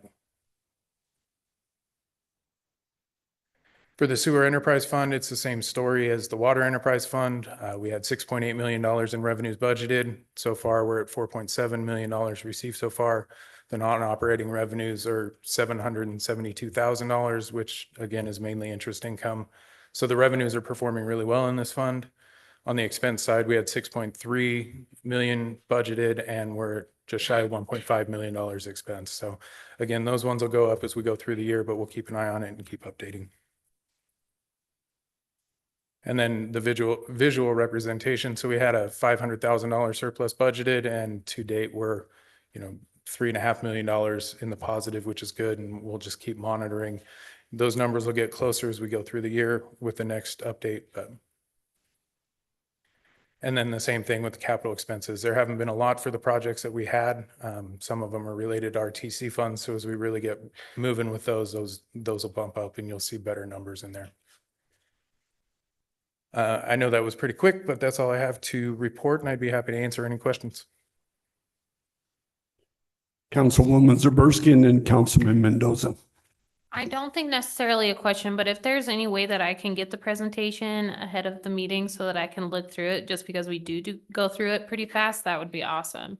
And do we not post it like in the public agenda because it's not like audited numbers or? I did email it out yesterday prior to the meeting. Okay, I haven't, Not a I problem. can't find it in mine, but yeah, if, No, sometimes it's just a timing issue. Sometimes we're waiting for certain numbers to come in because I don't want to give an update if those numbers aren't in, and they come in after we've already published the agenda. So sometimes if we get those numbers in on time, then it'll be attached to the agenda. Sometimes they won't. okay. But I will do my best to email it out as soon as I possibly can. Is there a way for us to add it onto the agenda or have copies of it that the public will be able to see during the meeting? I can work with the clerk's office, yeah, and we can figure that out. Okay, thank you. You're welcome. Councilman Mendoza.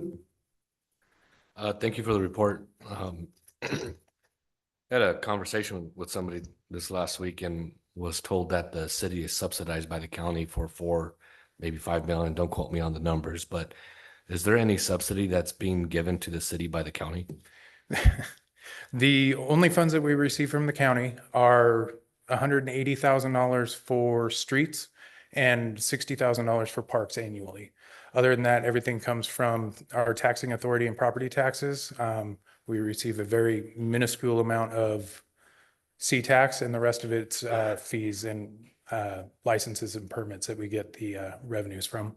Cool. I didn't catch those two numbers that were initially spoken about. It was Roughly 100 about how much? It's exactly $180,000 for street projects and $60,000 for parks. And I may have those reversed, but the numbers are exactly the. So really no subsidy. No. Okay, thank you. Councilman Torres. Oh, wait a minute. Hold on. Councilman Hannon, then Councilman Torres. Okay. Thank you, Mr. Mayor. Do you think there's a way you can call the county and tell them they forgot to mail us the check for $4 million? I'll leave that to you, sir. I just want to thank you for the great report. 3rd year in a row, balanced budget, doing better than we have been for a long time. So, everyone's been waiting for Fernley to get over that hump, and it looks like we're over that hump and we're bigger and better things. And so very exciting times for us. It's good to be able to do projects. We had last meeting, we had all the kids come up and talk about the parks and all these things. And so it's good to have the ability to start doing some of these things and helping the public and fixing our amenities. So thank you very much. Good news. Thank you. Councilman Torres. So I didn't think that we were given, the number was $4 million subsidy funds from the county. Now, I know that the county has to pay for like social services, which is a county function in every county across the state. Yes. But we also had a presentation in December by the county manager who said that they subsidize several $1 million as well. And I think that the main reason that I know that I'm bringing it up is I don't want that message to be continually delivered without council or the city having a response, just so the public is fully aware that we do not receive a subsidy from Lyon County.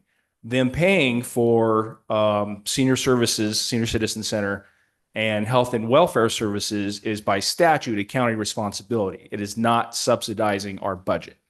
That's 100% correct. So what the report you're referring to is the amount of the county's budget that's allocated for services provided by the county to the city of Fernley. It's not cash received by the city of Fernley. It's nothing that we're doing to augment our budget with. These are simply county functions that take place in the city of Fernley. Thank you, sir. Yep. All right, thank you. Thank you.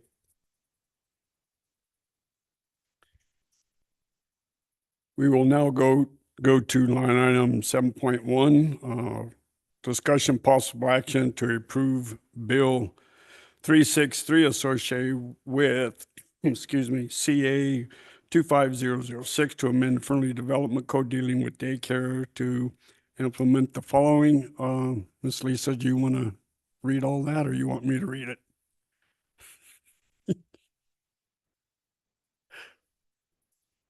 They usually repeat it.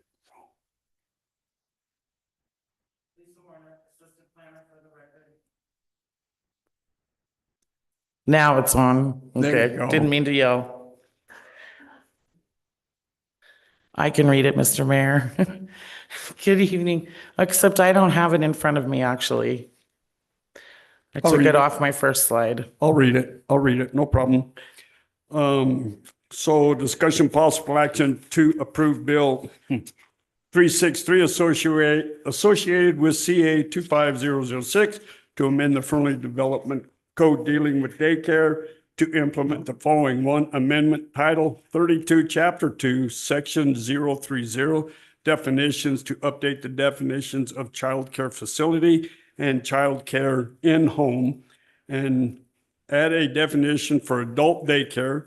And two, amend title 32, chapter 7, section 150, daycare, childcare, to make minor grammatical corrections, to amend table 32.07.150-1, daycare, childcare use standard, to update the expanded on development standards. And three, amend title 32, chapter 9, section 120, table 32.09.120.2, parking ratio, to make minor grammatical corrections. And four, amend title 32, chapter 6, section 150, unlisted use and use table, to amend table 32.06.150-2, use table, to make minor grammatical corrections, adjust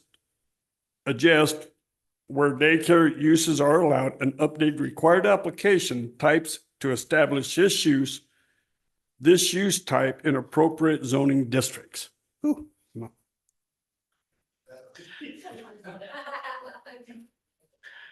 Lisa Warner, Assistant Planner for the record. Good evening, Mr. Mayor and Council. Sorry you had to read that, Mr. Mayor. It is much more lengthy just because daycare is touched in a lot of places within our code. So it sounds a lot more than there really is.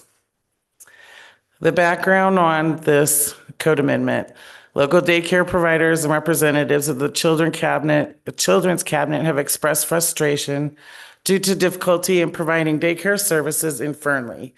Staff, through these discussions, have deemed it necessary to update the development code to address these concerns and to update the daycare use in general to allow this use to be available in more zoning districts with the appropriate application.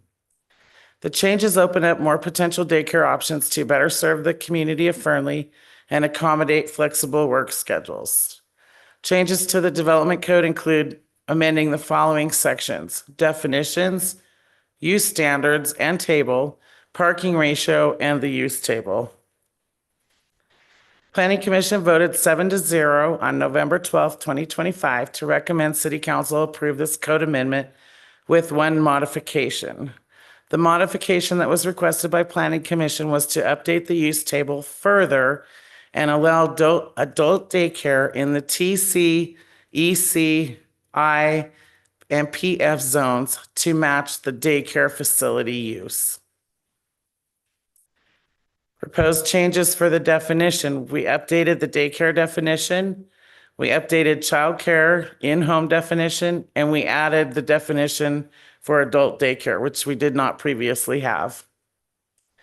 Proposed changes for the standards use table: we added outdoor play hours, we added outdoor play area fencing requirements, neighborhood compatibility, we're allowing new standalone building design standards, and updated business licensing standards. So this next one is a table comparison. The smaller table is what it was before the proposed code amendment. Everything is the same except on the bigger table where the green arrows are, those are those items I just mentioned, such as allowing new standalone buildings, outdoor play areas, and outdoor play areas required to have fencing. I'll give you guys a second to look at that. Mr. Mayor, I have a question real fast, please. We have a question. Go ahead, Councilwoman Zaborski. In our agenda, in our item, we have the daycare red line and then the daycare proposed, and I'm pretty sure they're the same document, or we didn't get the red line version. So I think it would just be easier to see the differences between the two with having like the actual red line version. The stuff that we're amending in there. I mean, I can go through and pull it out too, but I'm just letting you know that I think I got the same Right. document twice. That was mentioned at the first reading, so I did send that out to you guys. Where the original was and then the red line. So I Okay. don't know, maybe you didn't receive it. Well, the agenda item that is on the agenda right here, it says that we have, I mean, was the red line also sent to the city so that it could be read correctly Yes. tonight? Okay, because yeah, we don't have the red line version. I'll have to look into that then. Thank you. Any other questions, right, so far? Proposed changes for the daycare use table to edit minor grammatical errors, adjust daycare uses where they're allowed, update required application types. And then here's our use comparison table. So basically, what the Planning Commission asked for, all of our use table matches up, the daycare, adult daycare, but what Planning Commission requested was that we match up those last four to match up childcare facility. So the travel center, the EC, the industrial, and public facilities. So now those are exactly the same. Childcare in-home stayed the same as it was previously. Proposed changes for parking. We just changed minor grammatical errors and there were no changes to required parking. Finding number one was met as the master plan doesn't address the development code. Therefore, the code amendment does not violate any master plan requirements. Finding number two was met. The public hearing was noticed in the Reno Gazette Journal on January 21st, 2026. And then I have a recommended motion if there are no further questions.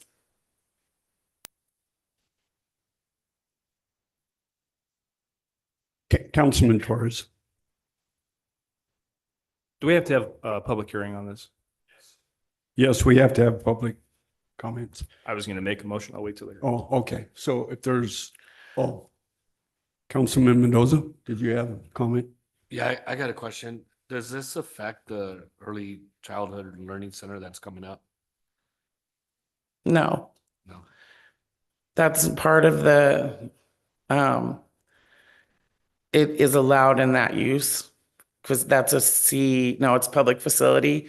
And that is a early learning center is allowed in that zoning district. Perfect. Elisa Johansson, Senior Planner for the record. The building permit application establishing that use has already been submitted, so that would to today's code. And this newly adopted code will not be in effect for that permit review. But even if it wasn't, it still doesn't affect it. No, that's not strictly correct. So the development standards that are proposed tonight to be adopted, guess I shouldn't be touching that. The development standards that are proposed, the use standards that are proposed, and any of the other grammatical changes that have been made would apply to any new daycare, childcare facility, or adult daycare uses moving forward after adoption. The distinction is that application has been submitted to establish that use prior to the adoption of these new regulations. I copy. Thank you. Okay, if there's no other comment, do we have any public input at this time? Anybody on Zoom for comment? All right, we'll go back to council for any other discussion. If there's no discussion, Councilman Torres. Thank you, Mr. Mayor. I move to pass, approve, and adopt Bill number 363 associated with CA 25006 as presented by staff. Second. We have a motion by Councilman Torres, seconded by Councilman Hannon. Please vote.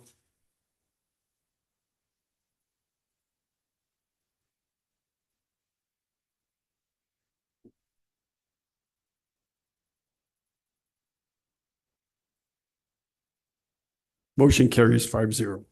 Thank you. We'll now move on to line item 7.2.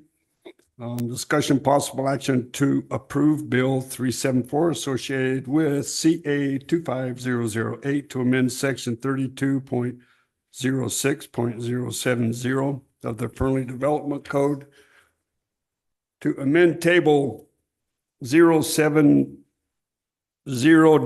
residential single-family density intensity standards to remove the 20-foot side setback, combined setback for SF6 zone and make minor grammatical corrections to the section as a whole.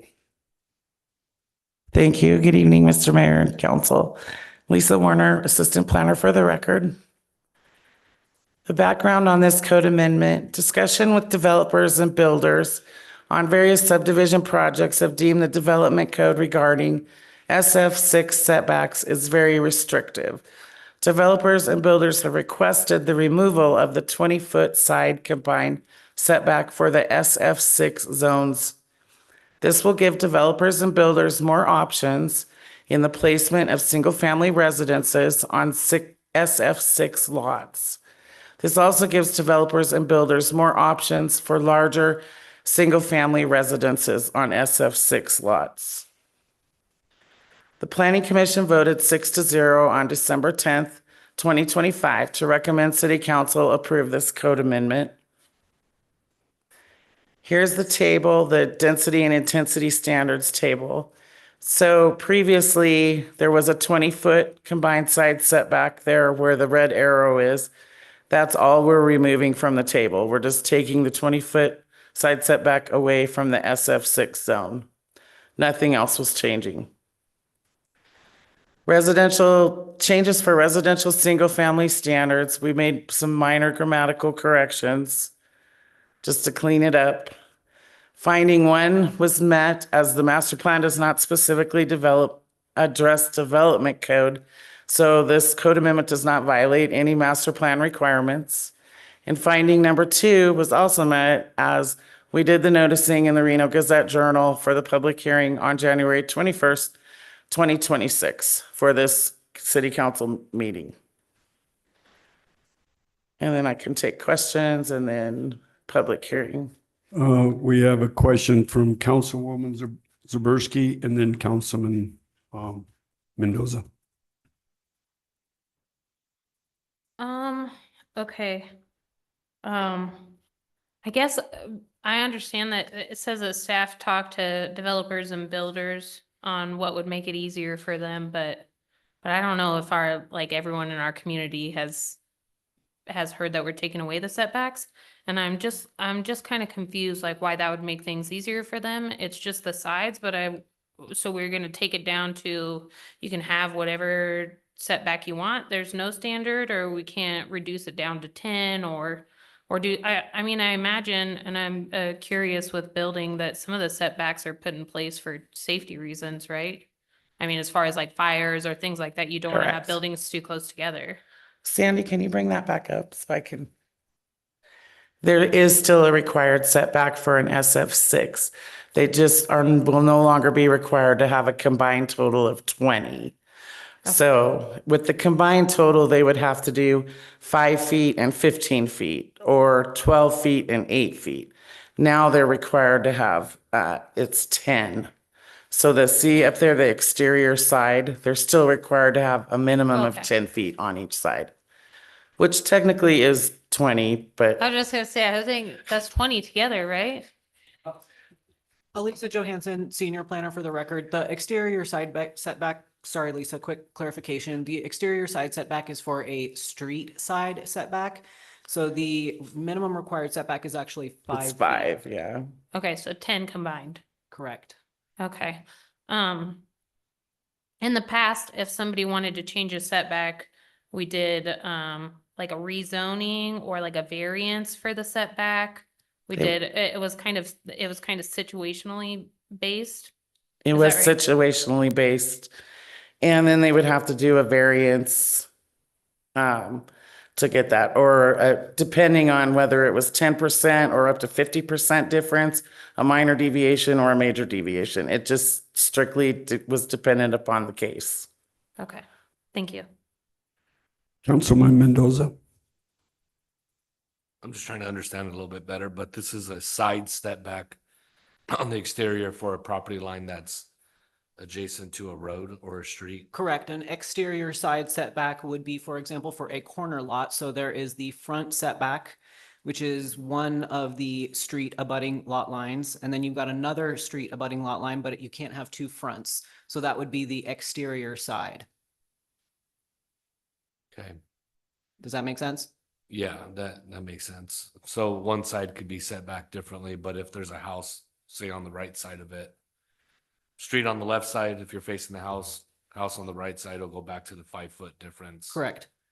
Yep. Okay. That's what we would call an interior property line. So it's a property line that abuts another property, not public right of way. Correct. Mm-hmm. Okay, that makes sense. So that's where we allow it to go down to 5, but if there's a street, we want the house set back a little bit further. Cool. Thank you for clarifying. You done?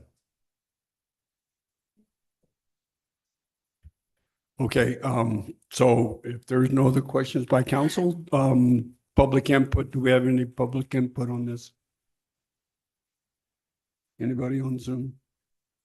No? Okay, we're gonna go back to council. Does council have any other questions on this? Councilman Hannon? I'm prepared to make a motion. I move to pass, approve, and adopt Bill 374 associated with CA 25008 as presented by staff. I'll second. We have a motion by Councilman Hannon, second by Councilwoman Zaberski. Please vote.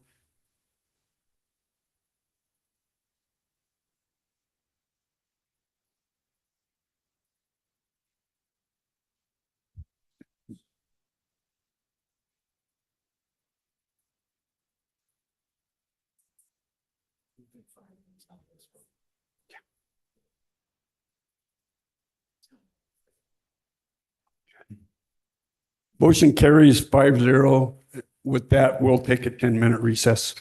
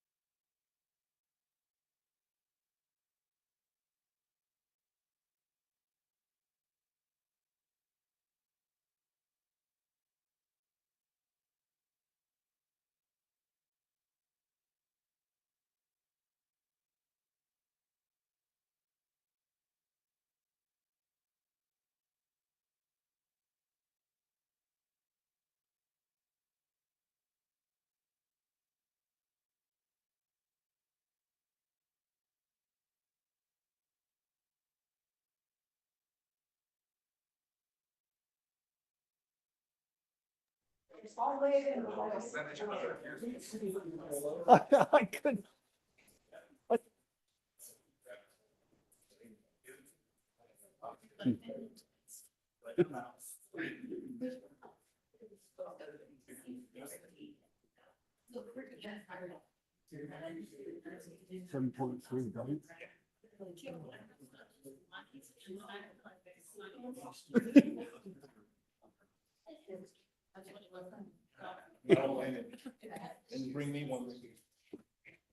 All right, we'll call this meeting back to order. We are in line item 7.3 for possible action, discussion possible action regarding CA 25007 and Bill 373, a request from the Planning Department and the City Manager's Office to amend the definition, use table entries, use standards, and parking supply requirements for the animal services land use as contained in Fernley Municipal Code Title 32, Chapter 2, 6, 7, and 9, FMC 32, .02.030, FMC 32.06.150, Table 2, FMC 32.07.060, and FMC 32.09.120, and Table 2.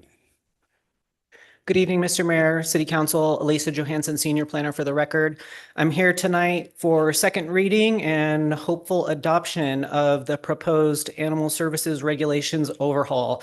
This is the culmination of a fair amount of effort between the City Manager's Office, the Planning Department, and our legal counsel to very holistically come up with some additional flexibility in our regulations, impose additional standards to ensure land use compatibility, and to refine our land use definitions as well.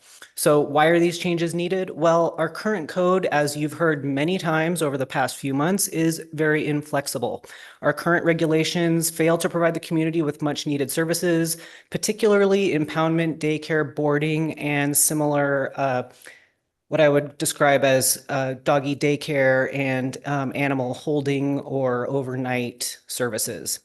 When we looked at our code and we evaluated opportunities to add in this much needed flexibility, we discovered that a lot of the rest of the code didn't really make sense, and it wasn't going to serve the community or staff to piecemeal make these updates, only target a few little things. We chose to change everything, do a complete overhaul. Our methodology included research, so when we conduct these code amendments, we always look at regionally relevant jurisdictions. So what's happening around us? What is everyone else doing? What do our neighbors think? And how do our neighbors apply codes for these types of uses? And then once we've developed a draft, we also consult with internal city departments and, of course, our legal counsel. So what are the updates? As Mr. Mayor mentioned, this code update covers a number of topics and a couple different places in the code. So one of the proposals is to update the definitions. We propose to break the animal service use into 4 distinct types. We propose to remove the indoor, outdoor, and overnight components from the definitions, and I'll go into that a little bit later. We also propose to add a 5th defined accessory component that does include outdoor play and confinement for those businesses that would like to include that element. Actually, let me go back here for a second. Sorry. The existing 3 definitions are at the bottom of the screen, so you can see there that we've got some specific stipulations and inclusion of overnight or indoor, outdoor, which ultimately cause some unintended inflexibility in the code. So the resulting definitions we are hoping will provide clarity, reduce overlap, and provide additional flexibility. They also simplify regulation by allowing us to select the appropriate zoning districts for each new use, rather than trying to allow these more broadly defined uses in a range of zones and then address issues through development standards. The new definitions, the 4 principal uses, and the 5th defined outdoor confinement play accessory use are on your screen. Moving on, we also updated the allowances for these uses in the city's use table. So our original use table is in the top left-hand corner of the screen. The proposed new use table is in the lower right hand. It's larger. You can see that in some areas we have opened up allowances. In other areas, we have retained conditional use permit requirements as an opportunity for us to apply conditions and ensure land use compatibility.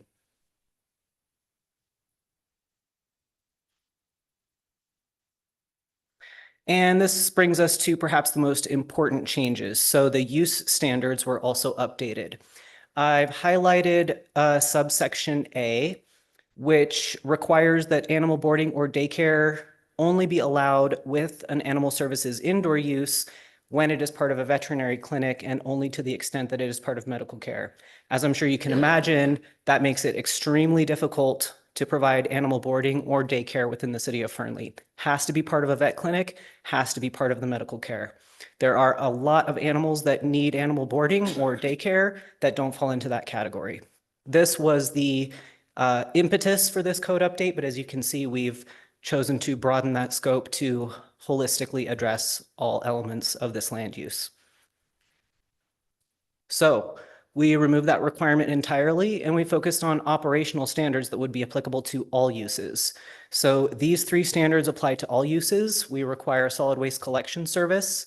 We require a 10-foot separation be provided between all feeding and relief areas, unless a guillotine or animal door and separating wall are provided. We also require that animal bedding be provided when the floors of the containment area are hard surfaced.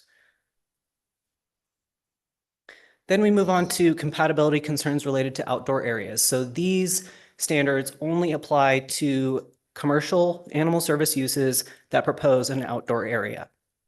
I won't go through these all, I won't read them verbatim, but essentially we want to shelter the animals from adverse climatic conditions. So we want to make sure that those standards are met. We want to locate outdoor confinement and play areas away from residential lots and residential zoning districts.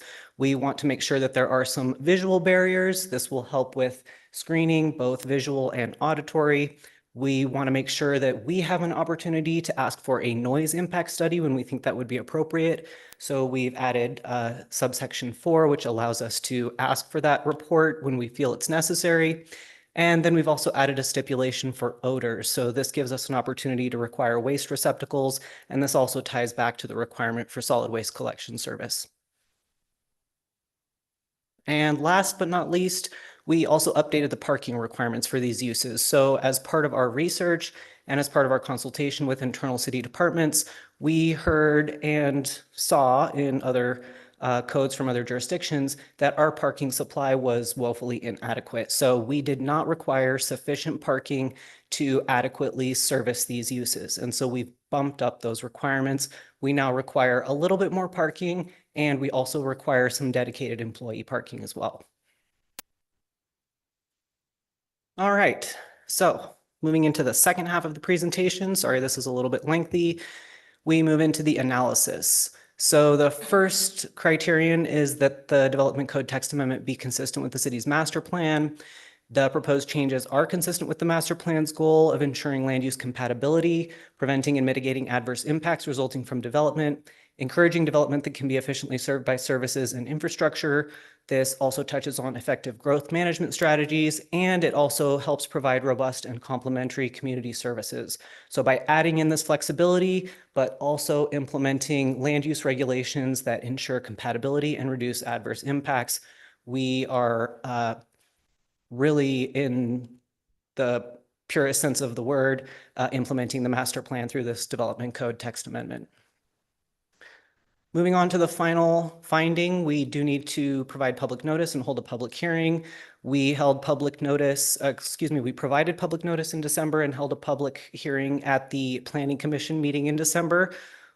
We did receive recommendation for approval. That was a unanimous vote. We did get a question about other regulations that might, other agencies who might regulate these uses and whether or not we consulted with those agencies and whether or not we incorporated any of their regulations into our proposal.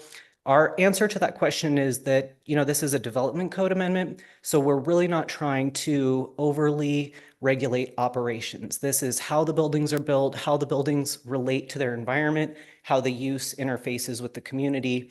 And we also, do of course conduct some preliminary consultation with, Lyon County Sheriff's Office and the Fire Department, and usually don't hear much back. We did provide additional notice for tonight's public hearing, and we are currently holding our second public hearing. With all that said, we do recommend and request your approval tonight. Should you choose to deny or modify the proposal, I would ask that you identify the finding and the supporting analysis for either your denial or modification. And if you have any questions, I'm happy to answer them. We have any comment from council? No, Councilwoman Zaberski. Hi. Sorry, I really feel like I'm a thorn every time you get up. Is there like a governing body, like how we have health department or anything that looks over like animal overnight services or animal boarding that comes out and says, okay, your establishment is qualified to serve animals? That would be a question for our animal services program manager, and I don't believe she's in attendance tonight. I didn't hear of anything like that when we conducted our working groups, finalizing the draft, working through it, making changes. I didn't hear of anything like that. I do know that NRS and NAC both have stipulations that would govern animal services. I don't know what the regulatory arm of those requirements looks like. Okay, but our animal control is pretty heavily involved in the Extremely. amendments. Okay. Yes. Awesome. The only other question I have, and it probably pertains to a lot of these agenda items, but is there a way for us to publish these in our local paper and not Reno Gazette?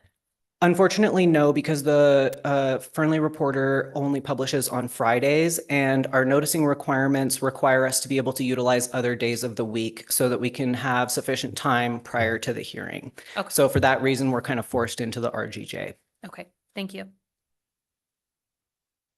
Okay, if there's no other comment or discussion from council, we'll move on to public participation. Any public input on this? Anybody on Zoom, Ms. Swanson? Nobody on Zoom, so we'll go back to council. Councilman Hannan? Thank you, Mr. Mayor. I'd like to make a motion, considering the information provided by staff presentations and in the staff report, I move, approve, and adopt Bill 373 associated with CA 25007, amending the definitions, use table entries, use standards, and parking supply requirements for the animal services land uses. FMC 32.02.030, FMC 32.06.150, Table 2, FMC 32.07.060, and FMC 32.09.120, Table 2. I'll second that. We have a motion by Councilman Hannan, second by Councilman Torres. Please vote.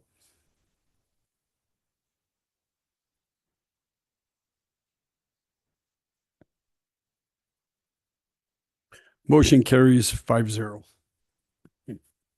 Move on to line item 7.4, discussion possible action to adopt bill number 375, amending Fernley Municipal Code Title II, Chapter 2, Section 4, powers and duties of the city manager. B, exceptions to authority, updating the evaluation process. Mr. Mortensen. Aaron Mortensen, City Attorney. This comes to you for second reading and action today. As it currently stands in the status quo for the city manager is required to get an evaluation once per year. That evaluation is completed by the mayor. And as part of the code, the mayor is allowed to reach out to heads of departments in order to get and solicit opinions and evaluations before making the mayor's evaluation. This bill here would amend that to include a requirement that the mayor would need to reach out to all members of city council and to get an evaluation from each member of city council, and then review those and be aware of what city council is asking for in regards to the city manager before completing his evaluation. At the end of the day, the evaluation would remain the mayor's evaluation, but it would require him to consult and communicate with council and get that evaluation from them. Are there any questions? So I guess basically, I think we're changing it from the mayor may to the mayor shall. That's correct. Correct? Okay, I'm good with it. Councilman Torres. I was just going to make a motion if there's no questions. I think we do need have public comments in input. case there's any. I will wait. Councilman Hannan. Hold on one second, Counselor. I just want to verify, just confirm. So this is more of an advisory. It's not a, it doesn't have an actual impact. So he's asking for it, it's up to him to decide how to use that material. It's not, that material is not indicative of what the outcome will be. Is that correct? That is correct. So it is ultimately still up to the mayor to do the final evaluation. The other evaluations are advisory only. All right, thank you. Councilman Mendoza. Will all evaluations be required to stay within the city manager's personnel file for reference in the future? Or can they just be thrown away? No, those would need to go into the personnel file and remain in the personnel file. Thank you. Okay, is there any other discussion? If none, is there any public input on this? Anybody on Zoom? No. Okay, back to council. Councilman Torres. I move to adopt Bill 375, amending the Fernley Municipal Code, Chapter 2, Section 4, Powers and Duties of the City Manager. B, exceptions to authority, updating the evaluation process. Second. We have a motion by Councilman Torres, seconded by Councilman Hannan. Please vote.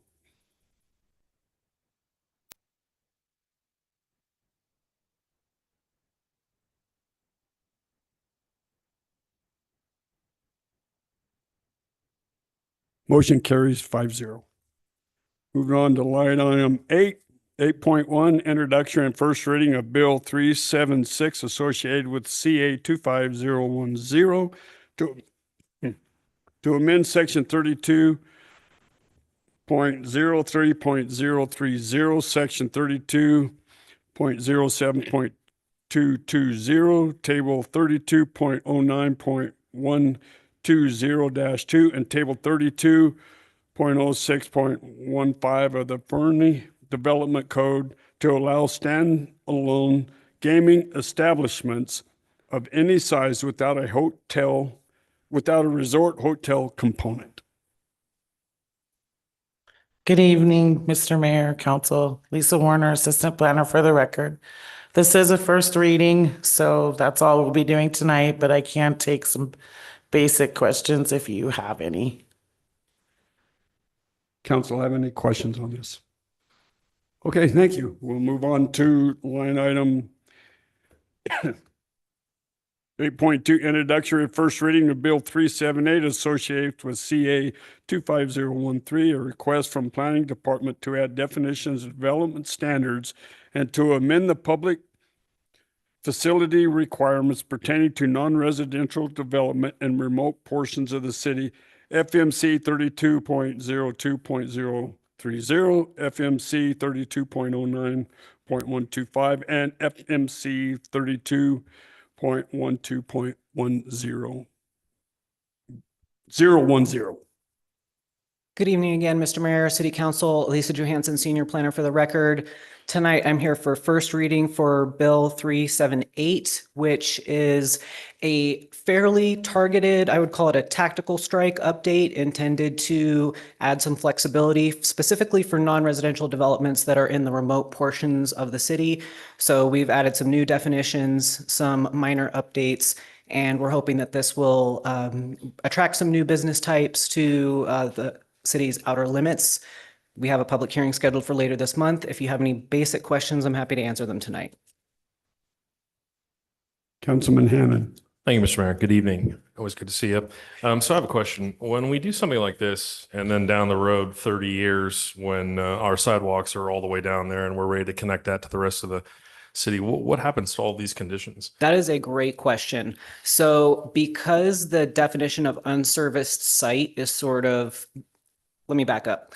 We wrote the definition for unserviced site, which is the sites to which these changes would apply, to be a moving target. So unserviced site is a site that is not within an area plan and not within 1/4 mile of any established city infrastructure. So as the city grows, that infrastructure is also going to expand. And so eventually those remote portions of the city will no longer meet the unserviced site definition and so would no longer be subject to these relaxed requirements.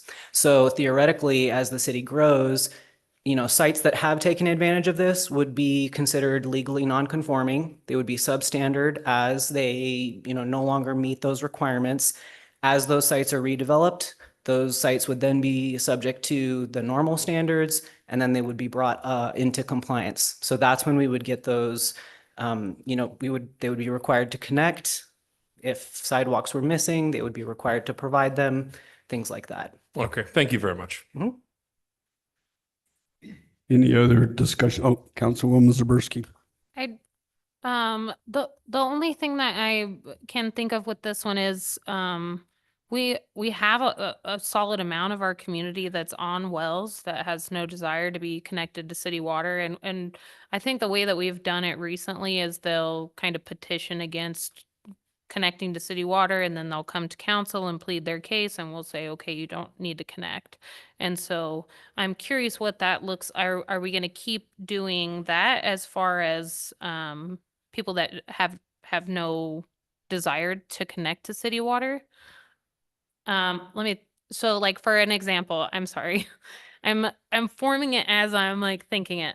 We'll say that we have some subdivisions or houses that go into the highlands, so Desert Shadows, and Desert Shadows gets paved, and our infrastructure now reaches up to Desert Shadows, whether it's like a water tank or whatever. But we have those parcels along what's being developed that would rather keep their wells and not connect to city water. So each of those residents have to come to council and ask for a waiver or a variance to not connect to city water. The answer to that question is multi-pronged. So first, Desert Shadows is within the South Area Plan. So this would not apply to that swath of land because it's within an area plan, and this only applies to unserviced sites. Okay. This is also pretty specifically targeted towards non-residential development. So we're not really intending for, subdivisions that are out in the perimeter for those project proponents to be able to come in and take advantage of this stipulation. That's not the intention. The way that we've written it, it's not a shall allow, it's a may allow. And so that gives us discretion when we feel a project is not suitable for this type of flexibility, when we feel it would be most practical and beneficial to the city to have them connect, we still have the authority to require that connection. Now, the second part of that answer is, let's say Desert Shadows wasn't in the South Area Plan and the example was legit. Excuse me, that's not very professional. It's okay. It's okay. I knew when I was saying that it was not, but Let's you say understand what I'm saying. The example holds true. Yes. Let's put it that way.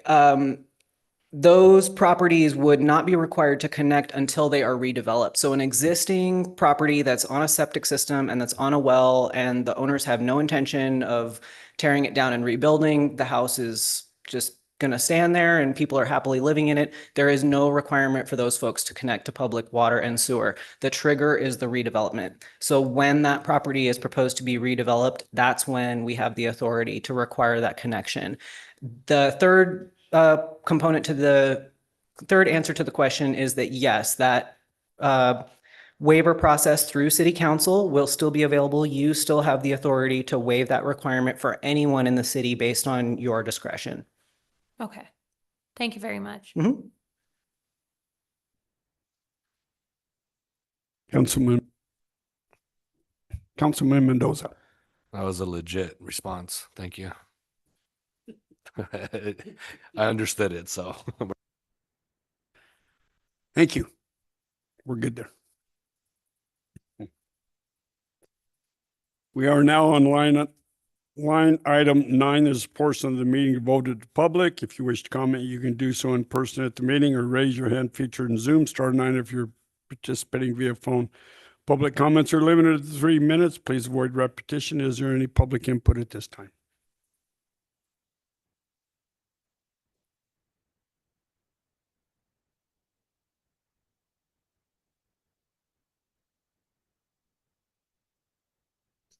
Hi, Becky Hallett for the record. I am curious, I know that they have to notice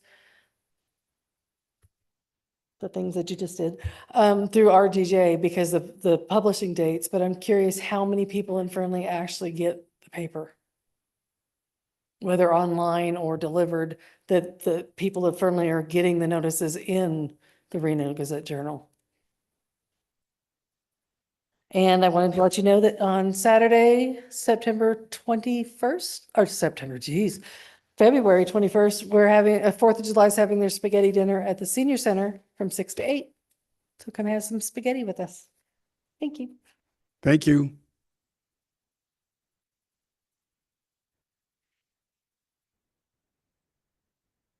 Now we're in trouble. Our commissioner's going to speak. And Council, Rob Jacobson, Lyon County Commissioner, Fernley resident. I will work for clarification on what was said regarding the county subsidizing the city of Fernley with the $4 million and work to get some answers for that. And then another note, as the chairman of the Fernley Boys and Girls Club, if you'd put on your calendars April 25th, we're hoping that you'll help subsidize our Boys and Girls Club at Passport to Party. That's our big fundraiser for the year. So thank you. And I'll get some clarification on that. Thank you, Commissioner. All right, is there anybody on Zoom, Ms. Swanson? No? All right, our next meeting is February 18th at 5 p.m. This meeting is adjourned.